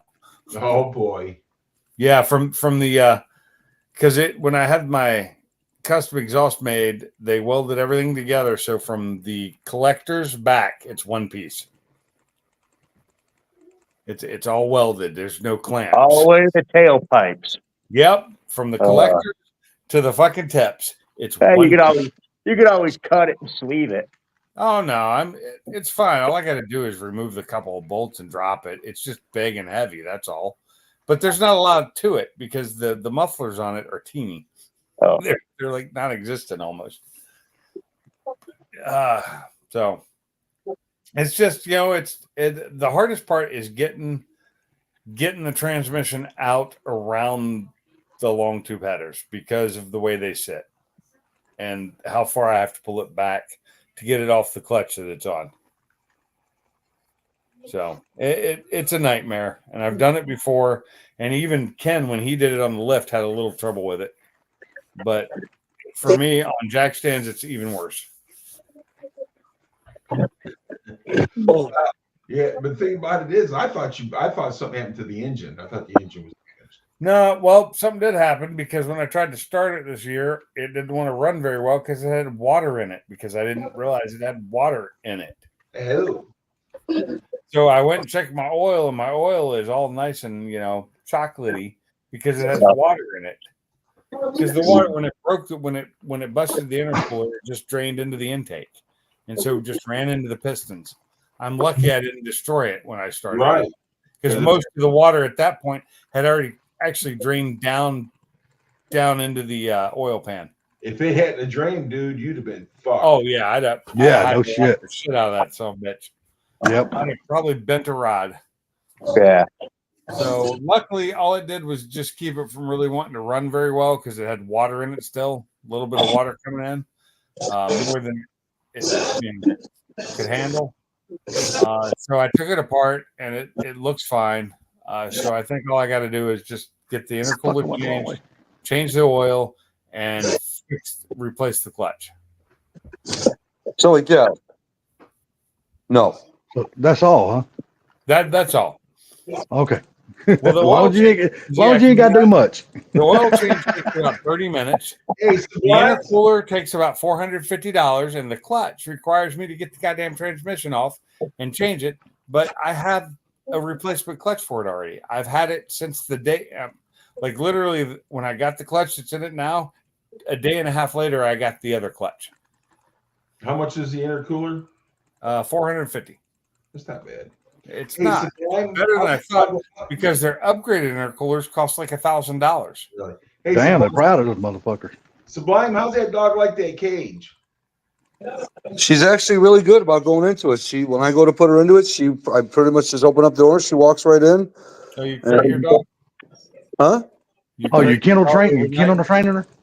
No, I just put her in a cage when I leave and no one's here to watch her because otherwise you crate her when you're gone. Okay. Yeah. Well, we have to do the same thing with Blue, our husky. Dude, see this cage I got. This is literally I gotta do that. I do that with my wife sometimes. Damn. So if both me and my wife are gone, when we leave, the husky has to be locked up in the kennel or she will chew something up. Well, yeah, that's her. When he bought that dog, the dog Brad. Yeah.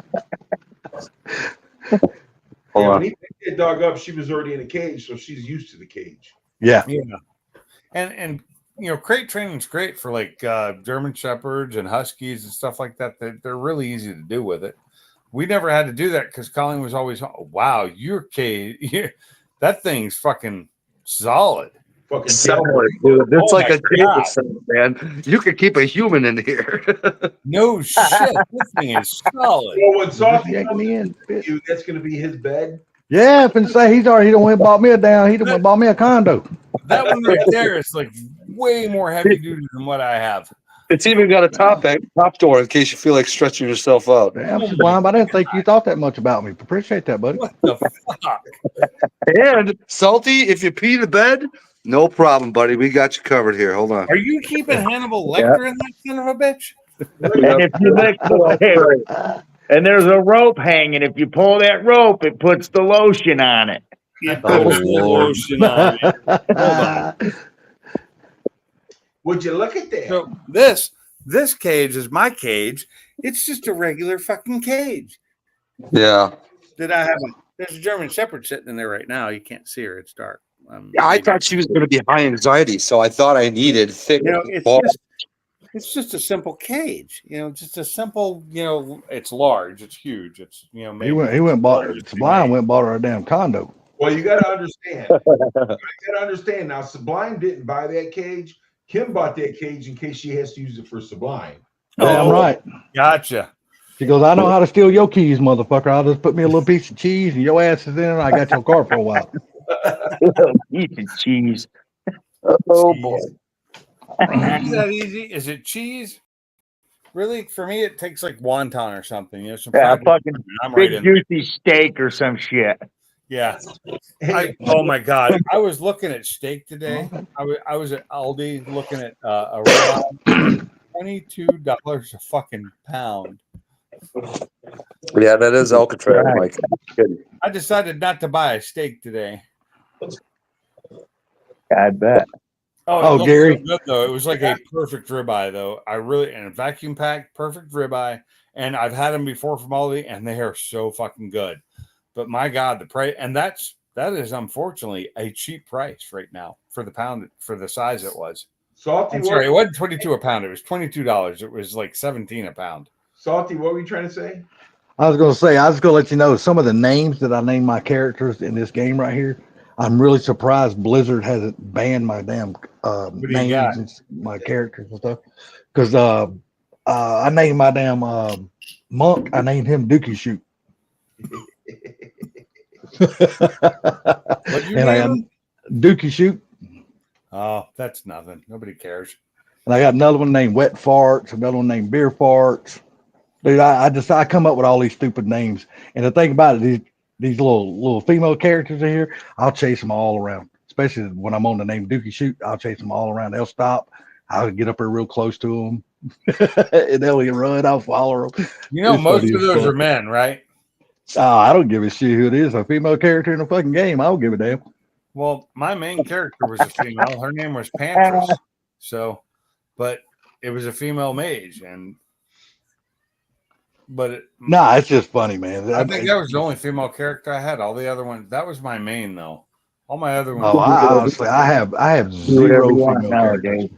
I have zero female characters. The thing about it is that on EverQuest, dude, there's been people that's actually went and met these people, and they were the same sex, and they went home and killed herself.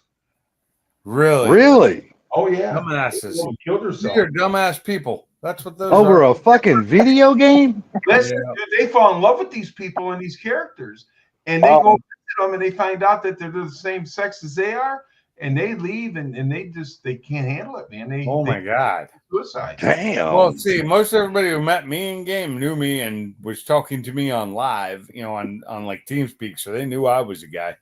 But I would go in there. I would go like into Freeport, which was a city in the game, and you could be standing out there and waiting for somebody or whatever, and you can hear these people having sex, talking dirty to each other through in the game because it comes on chat, and they're not realizing it. They think that everybody can hear them.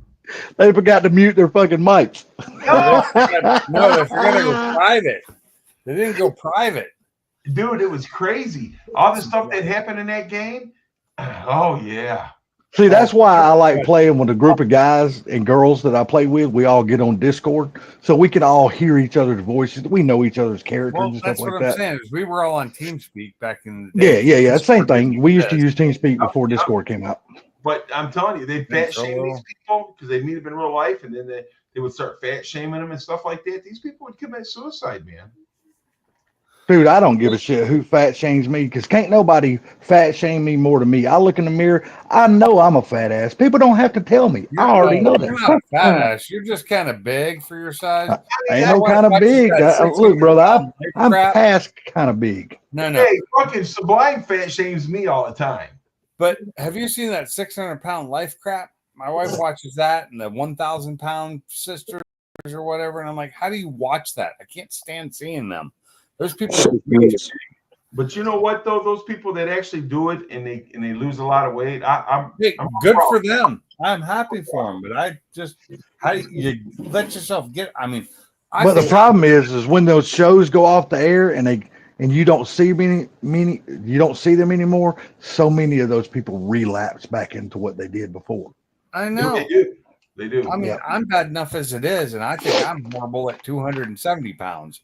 You know, Dude, I'm only 5'6", and I just stepped on the scales the other day. I'm fucking 211. Holy shit! Yeah, you weigh more than 50, me. but I'm 6'1". Dude, I told y'all, man, this motherfucking beer gut I got, I ain't even been drinking beer, but this motherfucker's still growing. I'm 6'3", dude, and I get on the scale right now. I'm 327. Yeah, and see, to me, you don't seem that big, Mach. Yeah, you don't look that big, Gary. Yeah, you don't. I mean, from what I can tell on camera, you don't look that big. But, Not like Salty. Look at Salty. Jeez. I got hernia, dude, and it sticks out. Salty's got the same nickname as Charles Barkley, the Round Mound. Dude, I promise you, if you looked at me, you swear up and down I have swallowed a basketball. Because my damn stomach is. Nobody. Dude, my stomach is perfectly fucking round. It's all the carbs. It doesn't matter if you drink beer or not. It's the carbs you eat. It's the carbs. No, I agree. Dude, Yeah, and I tell everybody, man, I used to, my ass used to hold up my pants. Now my belly pushes them down. Yeah, no shit. I know how that is. Them potato chips and shit you was talking about earlier. Hey, it ain't just that, dude. I have got caramel. Dude, if I opened up my cabinet door here and showed you all the snacks I got in my thing, you'd fucking shit a brick. I got all kinds of shit. My bad for me snacks right now are things like celery with peanut butter in it. It's the peanut butter that's bad for me. Well, now my problem is I sat back down in front of this computer and started playing this game. And Gary, Gary knows, and Pink, you probably know, when you're sitting here in front and gaming and stuff, you snack all the fucking time. Actually, it's just like you don't think about it, you just snack. So when I played World of Warcraft, I smoked, and we actually in the room we had designated, me and my girlfriend had designated where we played World of Warcraft was away from everybody else. We smoked in the room. So Damn, I was reading that when you took it back down. So and that kept me from snacking. That's for damn sure. When I played EverQuest full time back in the 2000s and 1999 or whatever. Yeah, I smoked two packs of cigarettes a night, dude, playing that damn game. Yeah, playing. Yeah, and that's the thing. But when you look in your ashtray, you see I didn't smoke all those cigarettes. They sit there and fucking burned out mostly. No, I smoked the shit out of those cigarettes. Smoke, but this is the thing. My wife would come downstairs. She's like, "Are you ready to go to bed with me?" You know, hint. And I'd say, "I'll be there in a minute." And then next thing you know, it's 5 o'clock in the morning. Yep, I know exactly what you mean. See, honey, it's not just me. When I was playing World of Warcraft like that, doing that, my girlfriend was right next to me playing as well. We were actually in the same rage. We were in the same guild. We played together all the time. Listen, and that's why I quit playing. When we broke up, I quit playing. I would wake up and my forehead would be on the keyboard, and I go chair to brush my teeth. You had keyboard head, didn't you? Yes. I've had that so many times. Yep, me too. Dude, my problem is I'll just sit back in my chair sometimes and not even think about it. Next thing you know, I've been sitting in this chair sleeping for like 3 hours and not even realize it. Wake up just fucking 3 hours later. I don't listen. Yeah, like I said, she'd be like, are you ready to go to bed? You know, hint, you dumbass. And I'd be like, I'll be there in a minute, but I got to get my corpse, you know? Yeah, the hint was, we're not going to sleep when you come to bed there, Pops. You got business to attend to. I want to come here. Yeah, you got mama to take care of. But when you're playing the game and you're in it and the adrenaline's going and shit, the last thing you want to do is get up from the computer because that's when you're having the most fun. But the thing about it is, no shit. I'm looking for a corpse. I'm going to get my corpse. And then after I get my corpse, somebody say, "Hey, man, you want to go on a raid?" Shit, yeah. Yep. Hell yeah. Cue me up, damn it. Invite me to the party. Let's go. I found this not too long ago because my boss told me about it. You see, it's an old-fashioned cocktail from Bullet, and these things are fucking good. Problem is, Whatever it's a you little were- teeny bottle. Yeah, whatever you were saying there, all we heard was I just heard it was good. yeah, exactly. Really? Yeah, that's what I heard. Sounds like you were swallowing water bubbles. It's an old-fashioned cocktail, is what it was from Bullet, and these are really good. The bottle is just too small. Oh, it's just too small. You run out of it too quick, huh? So you Exactly. It's only 75 proof, so it's not even it's not super strong, but 75 proof or 7.5? no, 75 proof. It's alcohol. It's 37% alcohol. Oh, gotcha. 37.5% alcohol. When I said, come on. Whereas the Bullet bourbon is 40 to 45%.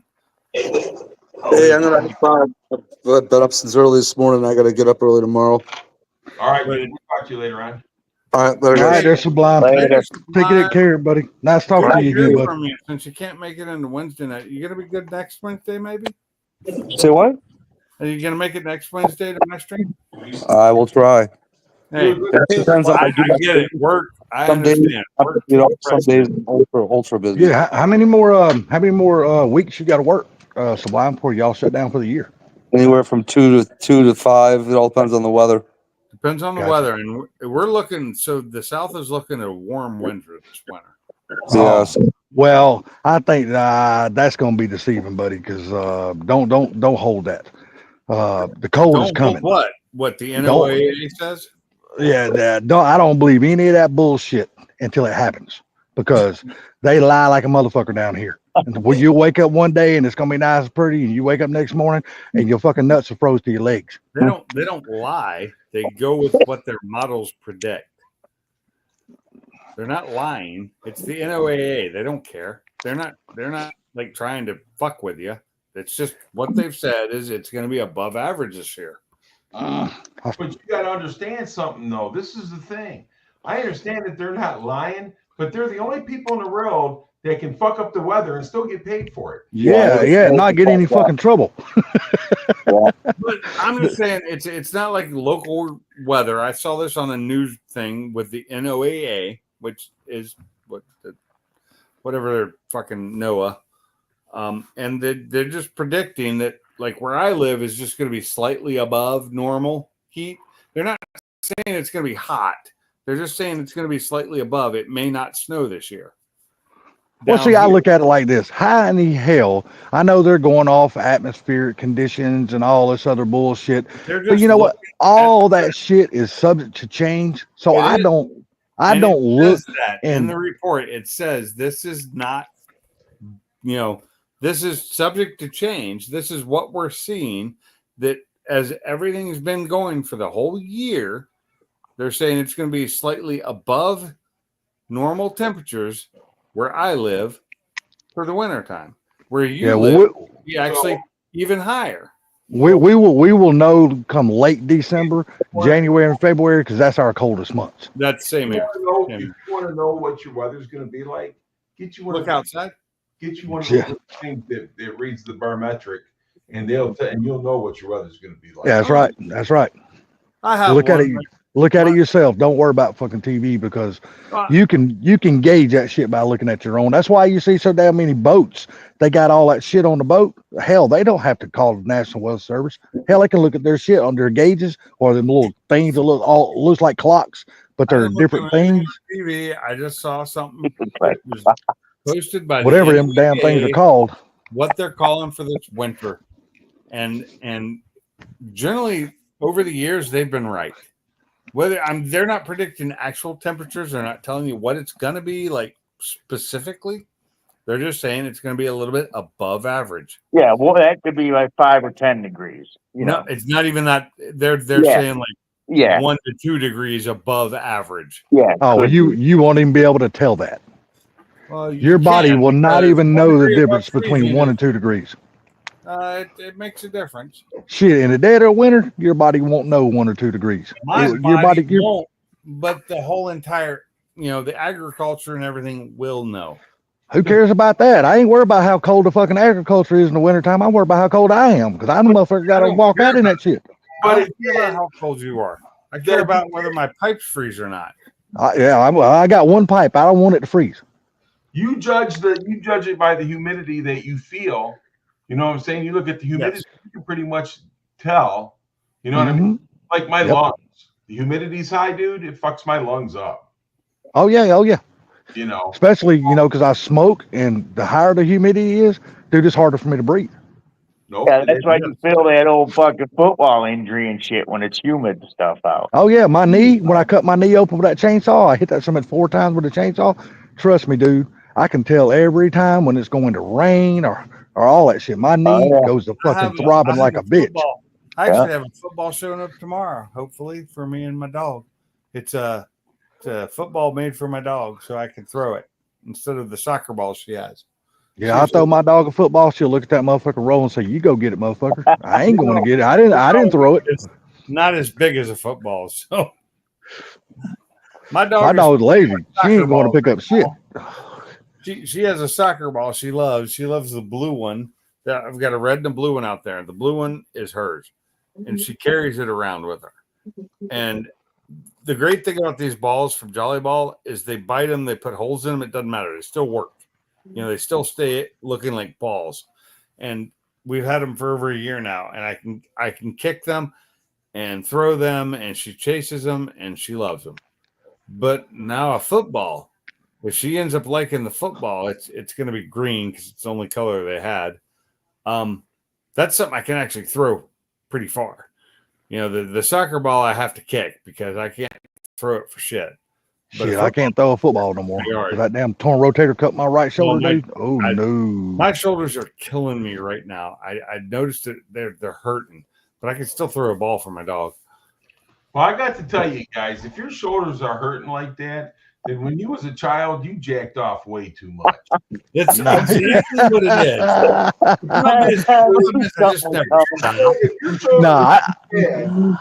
I got a torn rotator cuff my right shoulder, and I've never had it fixed. I have torn rotator cuffs, and I have broken or snapped or torn, whatever you want to call it, bicep tendons. Oh yeah, you guys were hitting a lot of licks. I see. Hey, he wasn't no switch hitter, was he, Brad? You guys ain't beat the skin off this thing. You ain't kidding, Gary. All they got left a vein that some pee comes out of. Yeah. You know what? He's only got 4 inches. He beat the other 3 inches off. Hey, look, I look at it like this. Somebody had to beat that motherfucker, and ain't nobody gonna know how it feels other than me. Masturbation because it's both shoulders, and I only use one for that. And the thing about it is, though, you're just trying to tell us, Pinks, that you might have beat that thing off. You just didn't try as hard as Salty did. I did not try as hard as Salty. Hey, I'm gonna tell you right now, I tried to beat the head of that bastard off. I don't fuck around. Look, if I'm gonna take the time to do it, it's gonna be done right. I want the full enjoyment, damn it. Hey, so Barbecue Mike is sitting right here, and he's telling us, man, he's like, you guys forgot the Vaseline, so he's not getting shoulder pain. Yeah. Barbecue Mike's a pro. That's why he spends so much time on the road by himself. So here's the funny thing is my wife just had the same surgery done, and it's been like a week now. And hold on, hey sweetie, how's your shoulder? Is what I got. She's able to use it. Stitches come out, I think, this week, and she's been to PT a couple times, but it's not bothering her as much as it was. So. Well, she's had the advantage. She didn't have a dick to jack all of her life. We did. Yeah, I know. That's the problem. She just that small bone spur in there, and they cleaned it up, and it was fine.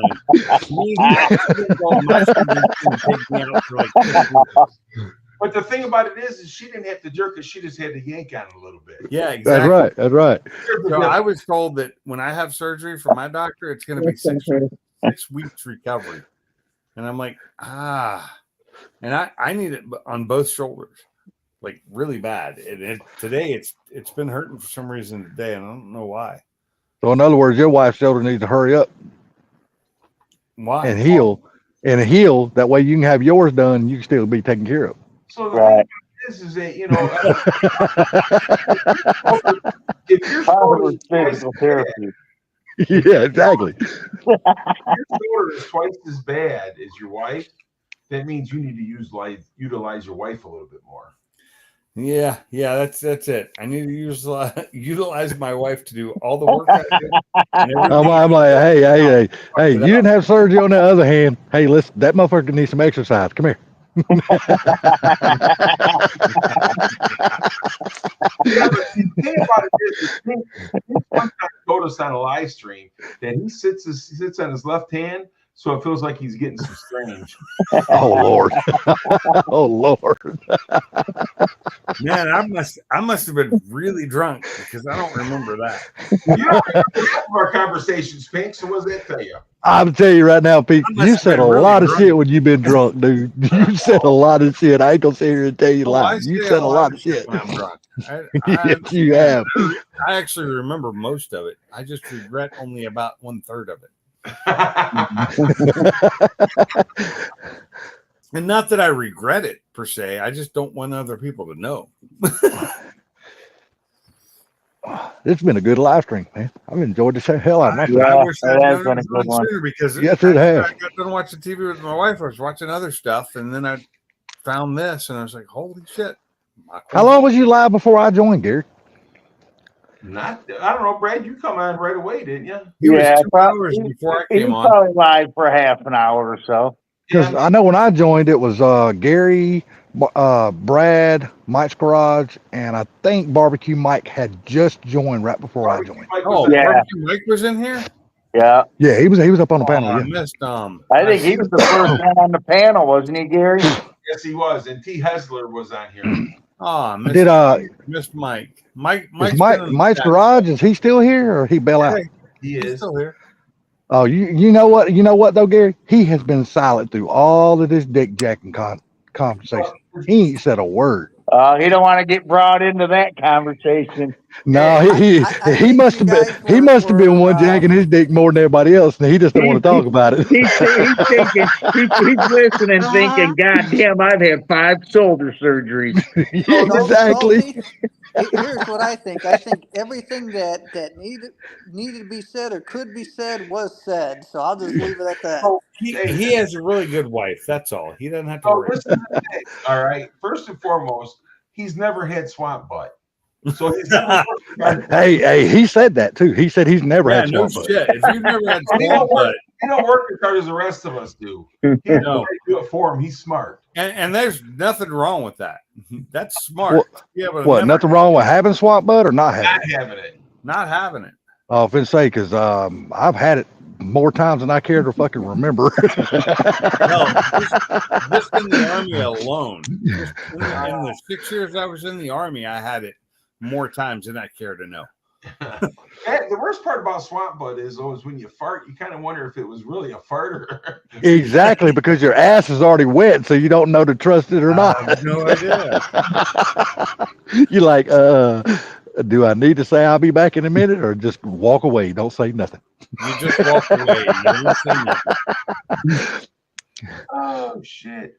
But that's the way it was back today, especially, I mean, for those of us that did not have a garage way back in the day when we was working on cars, we were working on shit in our damn yards and driveways and shit. Dude, it was swamp butt. You know, from the time you started sweating till the time you fucking went in the house, it was swamp ass all day. You know, it brought it back to me today because my garage is full. Where do you think I did? I did the change on my truck on the oil change. It was on the gravel driveway. Wasn't even on the concrete. Or Hey, at least you had gravel, because hell, back in the day we didn't have it. It was just on a fucking dirt ground. Hey, I would rather be on dirt ground than gravel. Trust me. But I tell you, I've laid more in the mud than more times than I wanted to. Oh hell yeah, because we didn't even have a motor horse or nothing. We had a damn tree limb and a damn come along and a chain. That's how we used to push our cars up under there, take the engine, hang that motherfucker in the air, push the car off from under it, and let the bitch down to the ground. No motor horse or nothing. We set the bitch on a tire. I was gonna lift my truck until I realized all I had to do was take 2 bolts off to remove the air dam in the front, and I fit fine under it. The air dam was in my way, so I took the 2 bolts off, dropped the air dam in the front, and I didn't even need to lift it. What's up? T, have a good night, brother. I think T passed out, finally woke back up. Hey, T, you finally awake, brother? Oh, did he leave? I don't know. He must be dreaming. Hey, what's going on there, Local Wally? Oh, You know who I'm surprised we hadn't seen tonight? I'm surprised we hadn't seen Nate tonight. I figured he'd jumped on here. He's married now, dude. So it'll be. Oh yeah. He's got them wife duties now. he was pretty late last night with us. Or he's blocking and saying in that damn truck trying to get it paint. That may be it. I'm at 46%. Oh, you got plenty, Brad. 46%. You're good. Yeah. Oh yeah, 46. I've had a great time Brady tonight. Records or something. I can call him, get back on my phone. Yeah, but I'm going to. There you go. I am getting ready to end this because we've been on here for over 3 hours. Sam, I hope you don't. I'm gonna tell you the same thing I told Pinks. Don't end right now because I just lit another cigarette. I mean, literally just lit another cigarette. Yeah, and I stayed on for like 35 minutes or more last night after that. Hey, that wasn't my fault. I told you I had finished that cigarette, but we kept on talking. Your fault. I was having fun. I didn't want to end it. I mean, tonight's been a fucking awesome live stream, dude. We've had a good time. I thought we were going for a record tonight. I thought that was like 3.5 hours or something. Well, no, Gary has been on here for like over 5 before. Oh, has he really? Yeah. Whoa. But that ain't nothing compared to the damn live streams that Sublime, me, damn Silverback and all. Awesome. Oh my Lord, dude. We'd be on here for like 10, 11, 12 straight hours. Non-fucking stop. Yeah. Oh, yeah. Just for work. Yeah. Yapping all night long. That was the thing, though, is that we had more people that were in the chat. You know what I'm saying? So there's more to talk about. Right. Oh, yeah. And we were all new to each other. You know what I'm saying? So that's another thing. It's not what it was. That is damn. Just in the last year, the live streams of mine have died. They don't get the views they used to. None of us do. No. Nah. We don't get I think a lot of smaller YouTubers are having a lot of viewer issues right now. I don't think the smaller people coming into the chat, and that hurts because you don't get more things to talk about. If you don't have a lot to talk about, like I usually don't. I come on every Wednesday, and except for one recently, and I just don't have anything to talk about because I haven't done anything. Well, the thing of it is, if you think about it though, as long as we have been doing live streams, when has our live streams ever been structured around topics? They've always just been free-wheeled. Yeah, we they're just talk all about over the anything and board. everything. Yeah. The problem is there's too many live streams. That's why I never had a certain day I did live streams or nothing. I just did pop-up live streams because there's nothing to talk about if you do it every week or twice. Yeah, because especially back in the day, remember we used to have damn 6 live streams a week. The only day nobody had a live stream was on Sunday. And Monday through Saturday was taken. You know, but I'm saying is that it's just not the same anymore because we don't have the same people anymore. We used to have Carmob, Boosted, all those guys, Mike, Boosted, all those guys, man. We had a ton of people that would come to the streams and they would all take turns having streams. Yeah, but see, that's back when Boosted had that other job and he had a lot more flexibility in his schedule and things like that. And that's when he hosted one.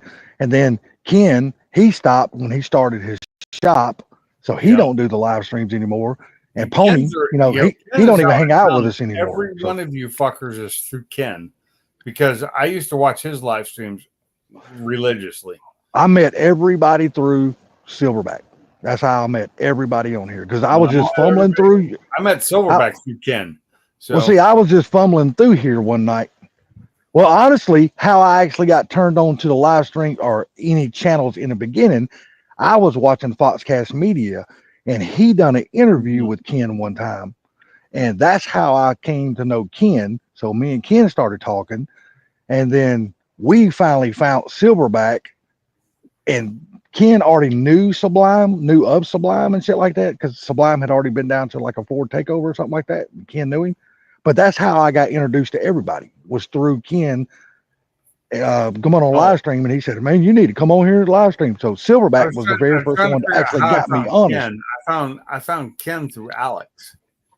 Yeah, I found Ken through Foxcast. Well, I found Carmine through Funky. Really? So Alex. It was Funky, And Carmine. it's funny because I've been watching Funky's videos for a while, but I'd only been watching video. I never went to live streams. Hey, listen, man. Listen. We got the main man here. He's been asked about. He's been talked about. And at one time, we used to like this guy. Who the hell is that? Who you talking about, Salty? Oh, hey man, what's going on there, Hillbilly? How you been doing? My wife told me I needed friends. That's what Barbecue Mike said. Bama. I was just about to go to bed, and I looked up, and I was like, "What the hell?" Hell, we've been live for 3.5 damn hours. What up, Bama? Well, my oldest grandson's been over here working with me, so I was kind of busy. Working with you. You doing any work? Yeah. Oh, okay. I just didn't think that Hey, happened. good for you. What you getting done? Just cleaning around a bunch of the trees and burning stuff off. So. Oh, okay. Me and Gary had bets on we was probably watching the damn Georgia Texas game. I was. We were right, wasn't we, Gary? I was, because I was hitting boosted up back and forth about the Tennessee-Alabama game. Oh, so who won that game? Tennessee did. Tennessee beat Alabama? Yep. Yeah. Both teams played Lordy. like big up. Hold on a second. What's going on with Grizz? Is that supposed to? Did you hear about Grizz Kamamak? No, it says, did you hear about Grizz Mock? I don't know who Grizz Mock is. No, I'm Mock. Grizz is another guy. Grizz 27. That's what I'm saying. It should have been Grizz Kamamak. Oh my God! So Grizz passed away. Oh, dude, that's I'm so sorry to hear that. No, I didn't hear that. Grizz, who is that? Somebody you know from your neck of the woods, Gary? No, from YouTube. He's one of the guys. He was part of that community. Really? Yeah. What community? What community? That I remember when Renda came on earlier. Oh yeah. A lot of us. Well, okay. Well, damn, I'm sorry to hear that. Sorry to hear about that. When did he pass away? Lauai. Is Lauai from Hawaii? Oh, I don't know. A few days ago. Damn, recent. I'm sorry. Yeah, like I said, I lost a cousin Wednesday. So who did you hear this from? Did you hear it from one of the other guys? Did you hear it from Jesus Christ, I can't remember his name right now. You sound like me, Gary. Well, we only been on here laughing, cutting up for fucking 3.5 hours. But I'm saying though, Moose posted it on his channel. I have to check Moose's channel out. Well, I'm really sorry to hear that for y'all's loss, man. Well, I'm so sorry that a friend of yours passed away. Grizz was a good dude, but he liked messing with people. Hey, those are the best people. I'm sorry. Yeah, they are. And I'm sorry to hear that. Well, I have finished that cigarette, just letting you know. Well, no, because freaking Bama just popped up. Well, Bama you know what then? Then Bama, kiss my ass. Hey, Bama, real quick, your profile picture you're using right now, what is that? Who? Bama. Bama's profile picture. I don't recognize it. Oh, that's the front of the 68. Oh, okay. Okay. I just got you had to copy me. Grills off. Gotcha. Guess I have to change mine then to a side view of the truck. Wow, man, that sucks. It sucks whenever you hear about that. Anybody you know that passed away, and I've had. I mean, I was part of that community for freaking years before I met you guys. Yeah. So it's anytime anybody in your, extended family of community passes away, it sucks. And right. And unfortunately, it's getting to be more and more at our age. And Well, then Yeah. especially when you don't hear about it till after it's already done happened and stuff like he that. was Like, a true mountain man. oh, shit, there ain't nothing wrong with With a them name kind like of folks. Grizz, I hope so. Yeah, I agree. I had the buddy that helped me pour the concrete to extend my shop. Yeah. Mhm. I didn't know his mom passed away the 14th. He didn't even tell me till yesterday. Jesus Christ. Damn. Yeah. At least it was his mom and not him. Well, yeah, Well, but I'm I just mean, saying that I didn't even know. I hate to hear about anybody passing away, man. I don't care I who it can is. almost bet that there's somebody I know that I don't remember, but I knew them that passed away during Hurricane Milton, because my parents used to live up in that area where all the devastation happened. Man, there was so many people lost their lives up there in that Oh, thing, man. fuck. They're still trying to find bodies and shit. So I'm probably sure there's people I knew, not like really close or anything, but I knew them that probably lost their life during that. But I would remember them, so it's not going to hurt me. It's not But on people- a happier note, Bama, you came at the right time. Yeah. Fuck yeah. Yeah, Going we- for that record now. Hey, dude, we were all talking about Jack and Dixon. We needed a pivot man, so you popped in right at the right time. Well, it's a good thing I jumped in, because if everybody had Yeah, a pivot yeah, on your ass, I couldn't grab nothing. because now we'll know how now we'll know how a different hand feels. You ain't right. Because see, all the rest of us got calluses. I don't know, you ain't got no calluses. You're just old and fucking wrinkly. You're the one sitting at home playing games, bitch. Damn sure are. You know what? I'm enjoying those motherfuckers. Well, my belly ain't. That's something that keeps growing. It's growing, I swear. Hell, the dick's done disappeared a long time ago. Now the feet's getting they're getting shorter and shorter and shorter. Hey, you're Well, the walking good on thing is the toes. calluses are gone. He said he's walking on toes now. Yes, you ain't lying. I don't know. Damn toes can't carry down on this much fat. Them some bitch a break. No, but I got to get on the stick. I got to get a hold of this shit because I All can't. right, somebody's got to hit somebody got to hit Boost up, tell them to come on live stream, because I got to say it on live stream to make our bet clear. Oh, Oh yeah, y'all had a bet between Georgia and Tennessee, didn't you? Yeah. Of course they did. So somebody hit him up real quick. I know Boots is Knock happy it though over because with. he wouldn't call our dogs. He said them puppies. Well, them puppies kicked motherfucking Texas ass tonight. So That damn sure did, dude. Yeah, they did. you know what though?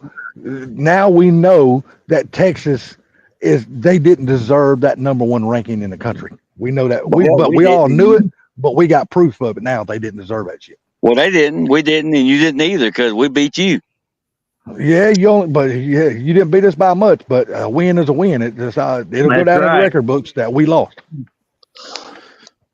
But you know what I can say though is we didn't lose to a non-ranked fucking team. You did,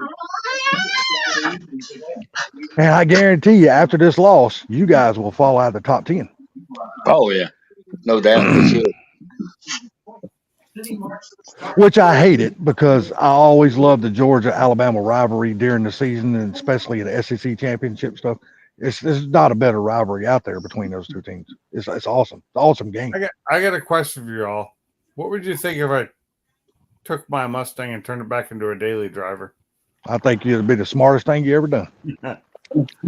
If you want to know my personal opinion, that's mine. I think it'd be the smartest thing you ever done. I have no problem with it. Because that way you can actually get the car out and enjoy that son of a bitch. What do you got to do to make it back? I got to switch out the rear end subframe, which I have a new one. Take the Whipple off of it, and just make it stock again. Change out the clutch and you're good to go. Yeah. Now, what do you got done to the engine on that car? Nothing. So you're good then, man. Yeah, just the all oil I gotta pump do is gears. take the Just the Whipple oil pump off. gears, right? There's a reason why we can't push the Whipple further than we have, because it's a stock bottom end. You know, Like I said, I think it'll be the best thing you ever done, man, to be honest with you, because you've had that car since I've known you.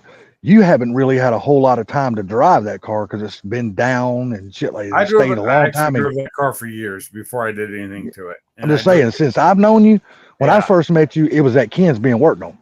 Yeah, so that's And Ken had it a long time.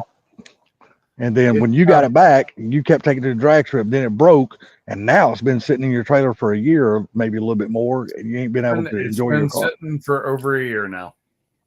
Again, for the second time. Been sitting for over a year. I think you would enjoy the hell out of it if it was backstop. So if I take it stock, I just have to retune it back to my old tune, which is the one that I have on the Engage, which is the Lund tune. Because it's different from stock because it's got some different things. I have all the parts to do it. I have everything I need to do it. Well, ain't no better time than the winter to do it then, because you got the whole winter to do it. So yeah, it doesn't we'll seem see. I really want to see what it can do on the track, though. If I get the clutch changed out and I can actually drive it right and get it take off in first gear. And talking to JJ, I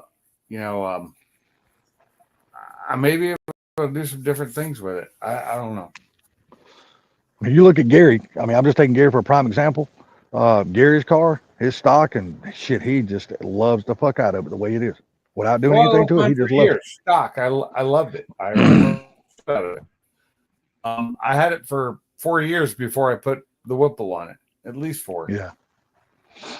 5 years. Sorry, 5 years. I'm leaning, the way I always look at things is I want something that I can daily, that I can enjoy the hell out of, but then I want another car. If I feel like going to beating the piss out of it, I got that other car to go to beat the piss out of. That's what Gary has. That's what the Mustang was supposed to be, was the car I can beat the piss out of. Well, that's what Gary will have once the Fairmont is done. He'll have that. But he's still got 3 sweet cars to choose from. He's got both his Mach 1s and he's got the 93. So he can choose one to go have some fun with. So my problem is now is my other 2 cars that I have, my Focus has a blown motor in it, big hole in it, and my truck has blown transmission lines. So right now, Well, see, the good thing about all that is you have the parts there to fix all that. Yeah. You got the parts to take your Focus back. You got another engine that was running good when you took it out. So, and I'll have to put it back in stock, and I won't like it. It won't be fast at all, and it'll piss me off. But I'll do it because But right now I have the Edge to drive, which means my wife will have to drive her Mustang instead of the Edge. The Mustang or the F-150, I need to just get transmission lines, which are about $120 to get transmission lines, fix those, and then I can drive that again until the engine goes. And then I got to replace that, which is about $6,000. Yeah. Yeah, but see, you still got that big money expense too. Is you got to do something with your truck. That's coming in the future. Take the engine out of your Mustang and put it in your truck and get a new engine for the Mustang. Yeah, there you go. I know you can do that too. I could. Problem is, with that, I have to. The truck is a Gen 1. The Mustang's a Gen 2. Completely different. I'd have to replace I'd have to take the valves, which are a problem in the Gen 1, and put them in the Gen 2. And that would kill it. So, wouldn't help. What is it you want, girl? But I hear people changing those all the time. So I'm clueless. The electronics are completely different. You have to replace all that. So if I were to put the Gen 2 and the Gen 1, I have to put the Gen 1 running gear in it, the cams and everything, which means I need new valves. Which I have new valves. I could swap those out. That's not a problem. Well, I guess that ain't gonna work then. It was just an idea. What I really need to do is just pull the damn heads off, swap the valves, have the heads redone, cleaned, and swap the valves. And that fellas, I'm gonna call her a night, guys. Mr. Gary, appreciate you letting me come on. Appreciate you staying on for that last cigarette. But it's time for this old man to jump off here. Well, I Same here. You guys have a great night. See you, All right. Fauci. Take it easy there, Mike. Take it See you easy there, guys. Gary, Pinks, Brad. Y'all See have you, a good one, man. man. Later, See y'all Gary. next one. Yeah, I'm going to go ahead and shut this down. We've been Cool, on here cool. for woohoo, Y'all have a good one. Thanks for having me. 3.5. Talk to you No, later. thanks for coming up. I appreciate you guys. Brad, Bama, all you guys have a great night. Everybody in chat, have a good night. And man, I'm sorry to hear about Grizz. I'm gonna have to do a little work on that one. That sucks. Yeah. Everyone say their prayers for his family and stuff. All right, you guys have a good night. Thanks so much. See you guys.